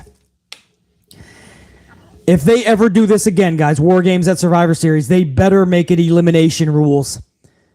Make it to whoever is the survivor at the... It's called the Survivor Series, guys. And there has been no survivor. I mean, you didn't have any elimination survivor matches. I mean, it hasn't been for years. I guess for years they turned it into Raw versus SmackDown. And then I guess you had 1 or 2 traditional Survivor Series matches, but I mean, this is just literally a clusterfuck for the whole thing, and then all 5 guys end up winning the match. A whole team. I hate that concept, bro. For Survivor Series, anyway, because that's where this isn't just a separate War Games. Sheamus. I'm losing it. Sheamus just told Boston to kiss his ass. Spear. Roman just hit Sheamus with a spear. 1, 2. Butch stops the count. 375 on the ups. Let's keep rocking that to 400. Anybody that forgot or did not smash that up, this is going to help the algorithm, man. I'm telling you, in the next 24 hours, thousands of people are going to catch this, and it's going to be because of you guys, man. Pump that to 400 plus.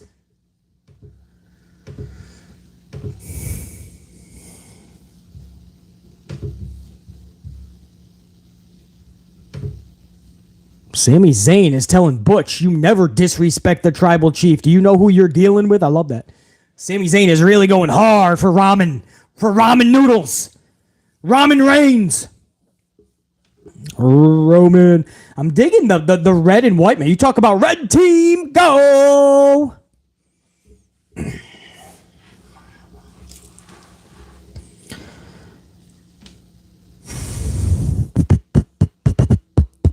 What a weird pay-per-view. We're in the main event. I have 2 in the bad and 2 in the ugly. There's only been fucking 5 matches. This is the 5th match.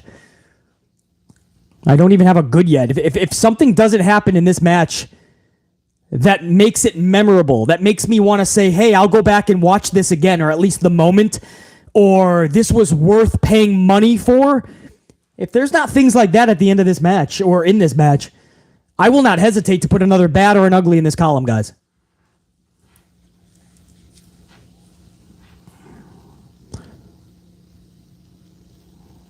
Spear through another table to Ridge Holland by Roman. So Roman just speared Ridge Holland through a table. Solo gets a bro kick by Sheamus.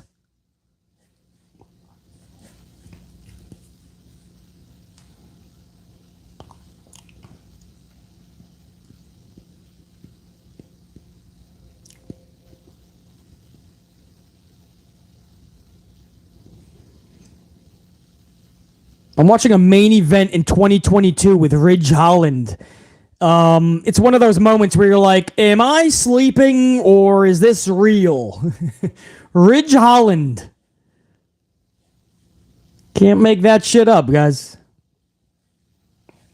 Spinning Solo through a table to Drew McIntyre by Solo. But Solo gets stunnered by Owens immediately after. Owens covers Solo. Roman Reigns is able to pull Kevin Owens off of Solo to break up the count. All right, these are the type of sequences I dig. That's a badass Dusty Rhodes shirt, by the way, on Kevin Owens. Kevin Owens face-to-face with Roman Reigns.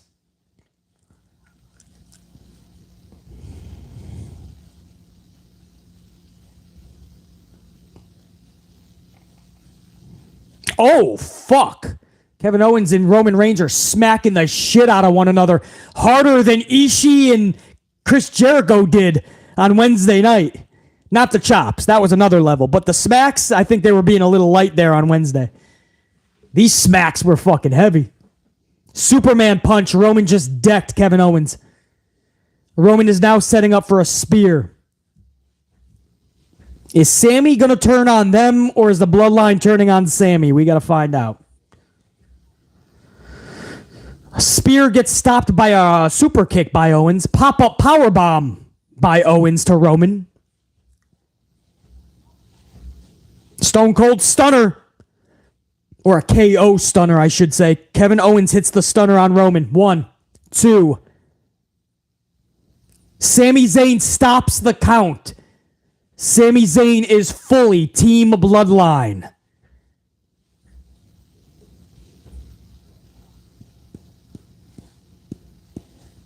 Now watch him still turn on Sammy. Why is Owens shocked, man? They've been fighting all match. I don't understand why Owens is so... Oh my God, the other team stopped me from winning. The fuck? Fuck you think, bro? Sammy Uso. Man, the heels are the fucking faces, bro. Roman got chance. Sammy is over as fuck. Sheamus had to tell the crowd to kiss his ass.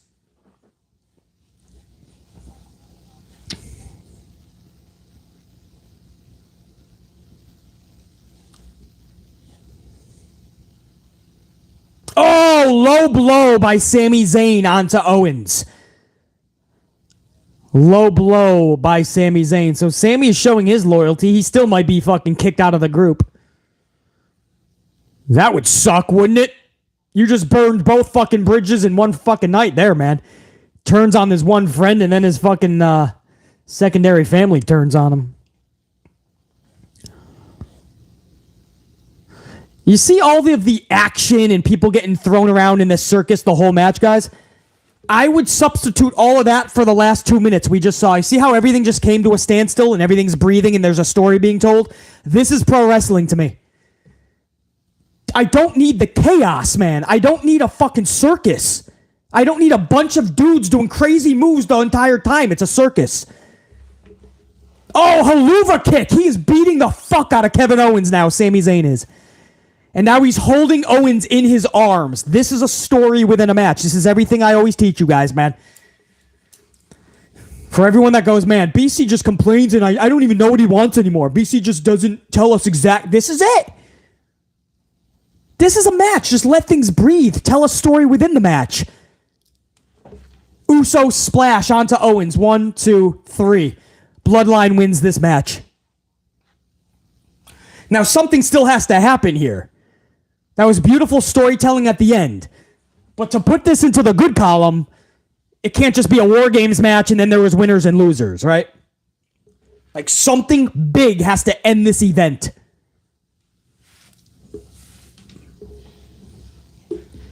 And if Bloodline just turns on Sami right now, out of the blue, we're going to have to talk as an amp unit if that's enough to put it into the good. You know, maybe a turn right now is enough. It depends on how it's done and how we feel. But the end of that match was the best part. The whole match was just a fucking... It was a schmaz, guys. It was 2 rings with a fucking giant fence around it, and everybody was just doing stupid shit. The referee is telling Sami something. Did you see that?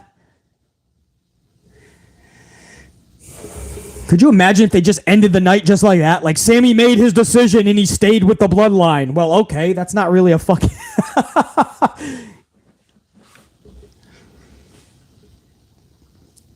Sami hugs Roman. Now, the pay-per-view better not end this way, man. I think they're gonna turn on Sami, and if this is done correctly, I'll put this into the good, right? Get some emotion out of us. If they just go off the air, I'm gonna fucking whoa, the Usos are even hugging him.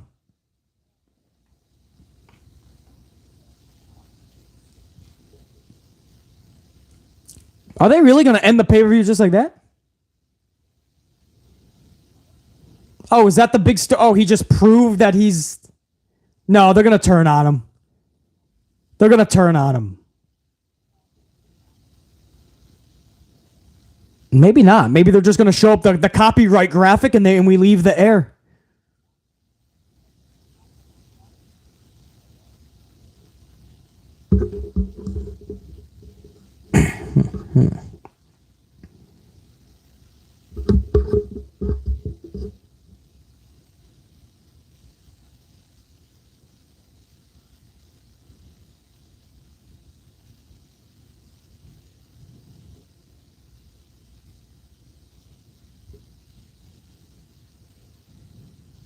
I mean, I never really thought that Sami was really turning on him, though. I mean, he just beat the shit out of them for 40 minutes, guys.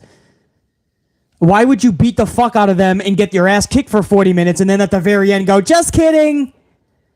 So I don't think I understand, like, were people really thinking he was turning at that point?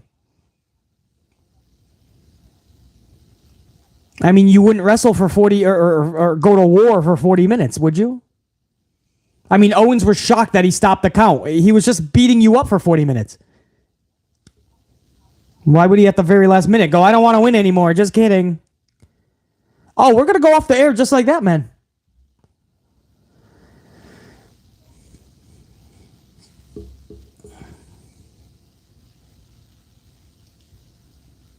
So the biggest storyline coming out of Survivor Series is that Sami Zayn stayed with the Bloodline.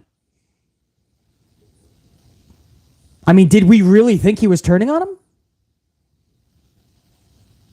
Wow, there's the graphic. We're just going to end the show like that. The faces are just fucking, like, not even moving. The faces are, like, fucking demobilized.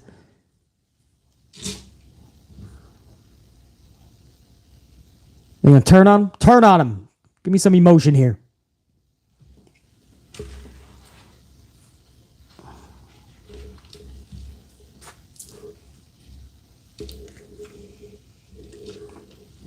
We just faded to black. That's the pay-per-view.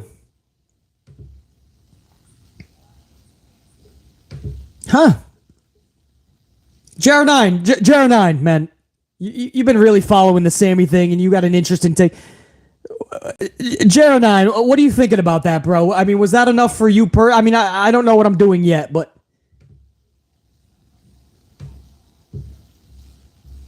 JR9, where are you at, man? How do you feel about that? I mean, the story was told nicely, but I don't know if that... I mean, that seems really low-key how to end your show. I mean, it seems like Paul Levesque, 3H, has just phoned in the entire event.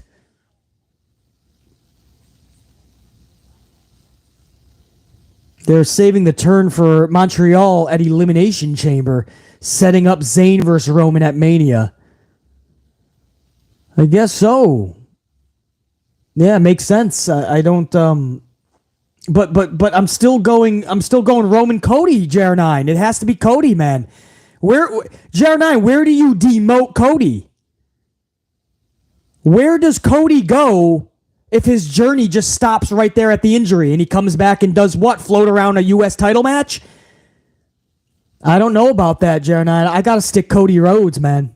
I have to stick Cody Rhodes.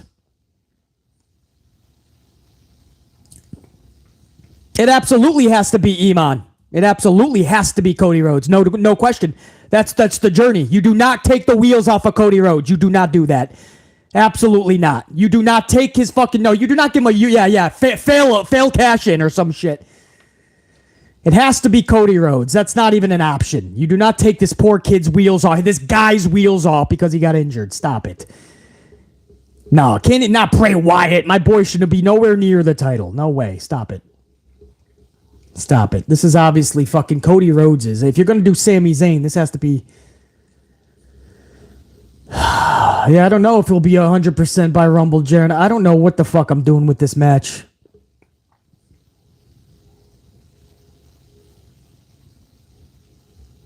Sorry, BC, but they said they're going to... Nobody said they're continuing Rhodes Rollins. Nobody said that. That's not official at all. Rhodes was never going to be champion at the moment, even under Vince's... That is absolutely false. The next champion will be Cody Rhodes. That is the latest confirmation that we have. So that's false information tied 2 times. That is false. Thankfully, I was able to see that and correct that. Cody Rhodes is currently the front runner to take the championship. That's actually confirmed by multiple reputable sources. So it is Cody Rhodes. It is no Seth Rollins and Cody 5th, 7th matchup as of this press time. Could it change? If Sami Zayn keeps getting fucking bigger and they want to go that route. Yeah, if they go Rhodes Rollins, I'm putting my dome piece to a brick wall. Nobody needs to see that again. Rollins is a face now, by the way. Cody's coming back as a super face. It makes no sense. And by the way, Rollins doesn't even have the title anyway. What am I talking about? So I don't know where you guys are getting some of this. I don't know, man. And now I'm just entertaining a little bit of wackiness. Cody cannot come back for anything less than the championship. That's pretty obvious. I don't know where I'm putting this yet, but I want to give a shout out over to Osea Weidman, $4.99. I thought that Bray was supposed to appear. I didn't hear that he was supposed to show up in Boston for Survivor Series, and sure enough, Papa H didn't give a fuck to do anything special with Bray or LA Knight, so we got none of them. I wasn't expecting a match, but that would have helped this big time. Osea Weidman and Jabril Goodwin, 99 cent, man, 100% BC. I appreciate that, Jabril. Lisa Matcher, 2 spot. Maybe Bloodline expands into 2 only best. I don't know, Lisa, but I don't know if this really hit home for BC. I don't know what I'm doing, but I will poll you guys because I just want to see what you guys thought. Should the main event War Games match. Should the main event War Games match go, I don't know, into the good column? I'm going to ask you guys this in the next 15 seconds. I will not put it into the ugly for sure because I did like the story being told at the end with Sami Zayn. He made his decision. It wasn't that big of a decision though. He wrestled. He went to war for 40 minutes. He made his decision when he started to beat them up in minute number one. So I don't understand why this was a big thing, but I won't put it in the ugly because I like the ending of the match. Should the main event War Games match go into the good column? In the next 15 seconds, this is going to enter your chat. I need at least 100 people to participate, if you don't mind, and then I will make my final decision. It'll be interesting to see what my amplified unit has for this. This will greatly sway my decision one way or the other because I'm just on the fence. I know I don't want to put it into the ugly column. They did enough at the end. The match fell flat. I mean, it's 10 dudes surrounded by a fence and 2 rings. Nothing happened in this match that I couldn't see in a normal fucking match. They just added another ring and they put a fence around it. I hate cage matches, bro. 150 votes and we are neck and neck. 52% say no. 48 say yes.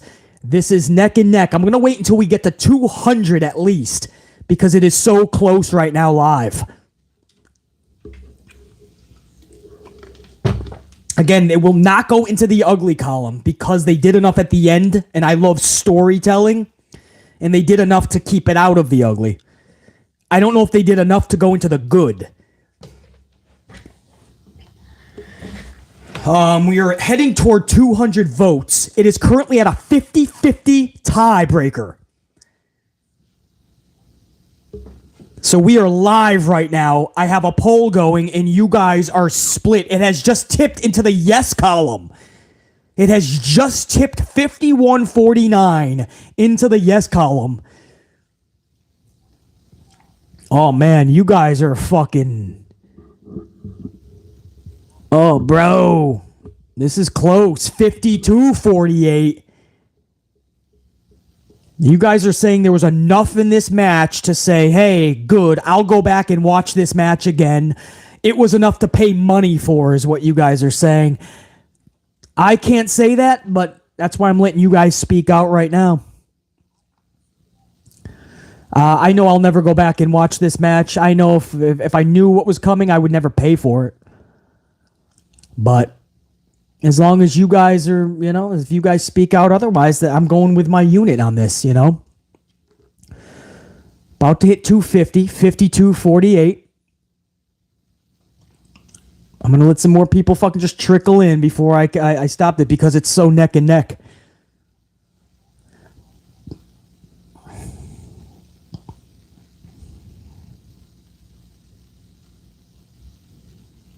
Man, 52% to 48. Damn.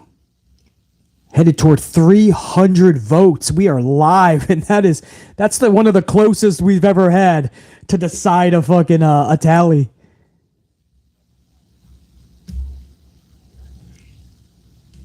Damn, man. All right, it looks like I'm gonna end it there. Then it looks like I'm gonna end it with now over 270.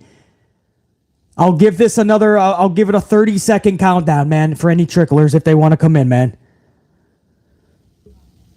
25, 24, 23, 22, 21, 20, 19, 18, 17, 16, 15, 14, 13, 12, 11, 10, 9, 8, 7, 6, 5, 4, 3, 2, 1. That's it. Ring the bell. Ring the bell. That's it. I'm ending the poll at nearly 300. Damn.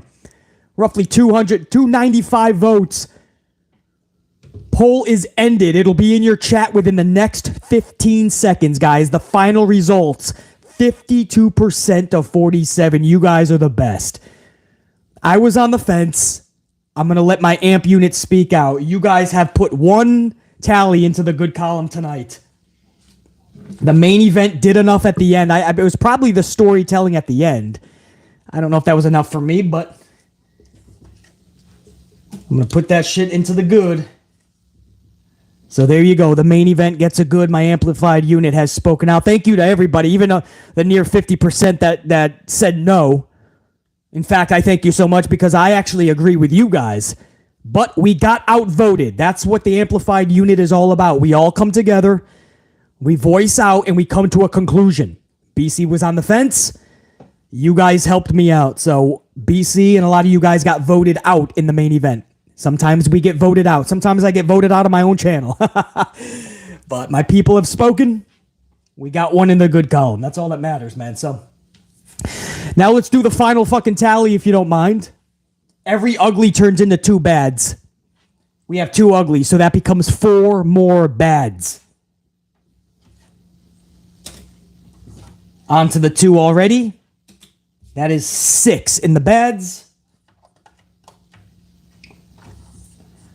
6-1. This has been a pathetic, disgraceful, unacceptable Survivor Series 2022.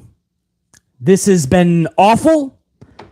This is something that should never be done again. Keep War Games away from Survivor Series. If you ever do it again, make it elimination rules so it's actually Survivor Series. This has not been... The funnest part was shooting the shit with you guys, man. Going over super chats and just fucking laughing and just talking about stupid shit was way more fun than the actual card that Papa H gave us, man. This was a sad Survivor Series. DB for life with a 5-spot coffee says, I'm starting to lose hope that Sasha and Naomi are coming back. Dirt sheet after dirt sheet saying they're coming and nothing. Something's got to give, BC. I agree. If not Boston, then where? But they're living their best life. They're still contracted to WWE in some way. We just don't know how it was restructured. But we'll see, man. As we leak toward Mania, something does have to give. I agree there, DB for life with Sasha and Naomi. DB for life also with a 2-spot says, hit the like button with my 2x4. Ho! DB for life smashed the like button with a Hacksaw Jim Duggan's 2x4. I love Jim Duggan. He's living his best life right now, brother. Guys, thank you. We just went over 400 on the ups. We're on our way to 500 live before this even goes into replay. Before we stop the live stream and this enters a replay, that's when thousands of people find it as a live stream video. You guys are headed toward 500 on the ups. That's so fucking badass, man. I mean, I'm competing with World Wrestling Entertainment, and you guys were just electric the whole night with a card that was far from electric. So DB for life, appreciate that. Christopher Blackshear right at the tail end. It's so good to see you up in here, bro. Christopher made it in with a 199. Survivor Shitties. Christopher, we're going to rename it that for this year, bro. Christopher, I got to give you a salute, man.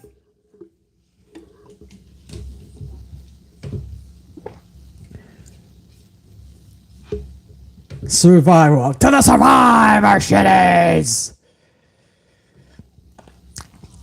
Guys, if I missed any supers, I'll go over it when I get the full list later on. The tube will give me a full list of supers, and then if I missed anybody, I'll absolutely...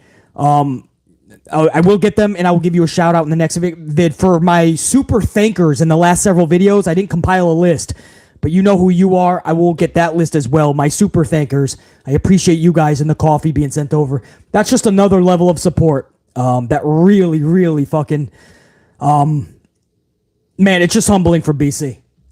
To have that type of support, you guys are honestly the best. So I really do appreciate that. I want you guys to know that. But it's what's for free that matters the most. And that's just taking a moment to smash that up. That helps the algorithm. So I appreciate that, man.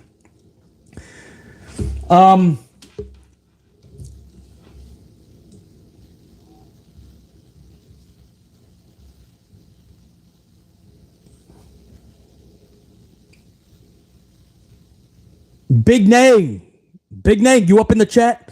Change the board. What happened? Is my 6 backwards? What do you mean change the board? Why is my 6 is a 6? It's not a 9, Big Nang. JR9, 10 spot. This is 2022's pay-per-view stats. Oh, here it is. I've been waiting for this. JR9 promised this at the beginning of the stream hours ago. So for the entire year of 2022, this is what BC has given the good, the bad, and the uglies. For all the pay-per-views in 2022, BC has given, and my amp unit, as seen today, you guys are just as involved in this. We have given 74 goods in the column of the good, 74, 19 bads, and 27 uglies. Damn. So that equals 74 goods and 73 bads when you cross out all of the uglies. That's a 50.3% good and a 49.7% bad percentage. The best pay-per-views were SummerSlam at 73% good and The Clash, which was 100% good. Damn. And the worst pay-per-views was the Day 1 event at a 15% good and War Games 14% good tonight. JR9, that is an electric stat compilation, bro. Thank you, JR9. That's badass, bro. Oh, and Big Nang, I agree with you on the zero goods, bro. But the unit spoke. It was about 3 or 4% more in the good. I got to go with my unit. You know how we do it. It's a democracy. JR9, that is epic, bro. And if that shows you, that should show you right there how fair BC is. When it was all said and done for the year, 74 good, 73 bad. You can't get more fair than that. My unit was involved in a lot of those decisions. Glad to provide them to you. JR9, that is epic, man. I'm actually going to go back on a later day, too, and go over that again to really, contemplate and comprehend that. That is so cool, dude. And that just shows how fair we are. You know, I don't lean one way or the other. I'm truthful. I go off emotion, what I'm feeling, and everything I expect and would like in pro wrestling and what we're actually getting. The booking, the mannerisms, the match, the skill sets, and everything in between. Anyway, that's a whole nother cold open for another video. JR9, dude. Fucking epic. You guys know I'm a numbers guy. I love statistics and metrics and numbers. It's so cool to have JR9, man, right-hand man, doing the same shit. 74 to 73. That is fucking huge. Well, tonight, there it is, guys. 6-1. Bad. Guys, I'm going to let you go about your rest of your Saturday night. If you're on the East Coast, statewide anyway, you're almost headed toward midnight. So where JR9, you're over in Scotland. I don't know what time it is over there. A lot of you guys are in a bunch of different countries, different times of the world. I'm going to let you guys off now, man. DJ, appreciate you guys, man. Demonte, Jibril, Jamel, JR9, obviously at 4:32 a.m., getting amplified with BC. JR9, I appreciate that. James Shrimp Fajitas, James Miller, Anthony, Tony Partita. I got Jacqueline, Carlos Ray, you still up in here? Pimp Jesus was up in here. Crazy Country, Kevin, Jack Brewer, Malachi, Deontay, Renee G. Jasmine, check you. Tony, salute. Carlos, salute. Alicia, salute. Aaron, salute. Bezoid. Dante, Jaron. Much love and respect, Dante. Don't let trips off the hook, Dante. You know how we rock. VC Stallion, much love and respect right back to you. William F. Appreciate it, William F. Much love and respect. CJ White, Taryn, Brianna, D the Kid, Big Nang, Christopher Blackshear. Man, I know I'm going to miss fucking peeps. There's not much I could do. Derek Fleming Jr., check you. I'm not a troller, check you. Nick Sola, check you. Warwick, check you. Fleck Guapo. Johnny Thunder, peace. Pimp Jesus, I got you. Jerry Lewis. Ice Jones. Brian Robinson, peace. Whoo. Deontay, check you. G. Glover. Anthony, check you. Temby, check you. Man, I'll be here for fucking F's, man. Yeah, Jibril, I got you, man. And just everybody, guys. I'll be here another hour. Everybody, basically. My entire amp unit. Much love and respect, honestly, man. D-Sean, check you. And until next time, you guys make this so worth it. You guys make it fun. And you make me want to do it a fucking good. Again, even if the show on a Saturday night is like this, I'd much rather shoot the shit about pro wrestling on a Saturday night because you guys make it more fun than this card gave us. You guys were just way more fun than what Papa H gave us tonight, for BC anyway. If you thoroughly enjoyed the show, awesome. I hope you can at least respect how I came to my decisions, how the Amplified unit came to their decisions. Marie, check you, Marie. Debbie, check you. B-Love, check you. Sean, check you. Man, a lot of my tried and trues were up in here. Very cool. Very cool. Peace, Fred Bucks. Jasmine, yeah, Carlos, Jer9, yes. All right. Much love and respect to all you guys, man. I'm going to peace out for now. Top guy, I am out. BC saying check you. Thank you for an awesome Saturday night. Not to you, Papa H. To my fucking amp unit. Till next time, I'm out. Check you.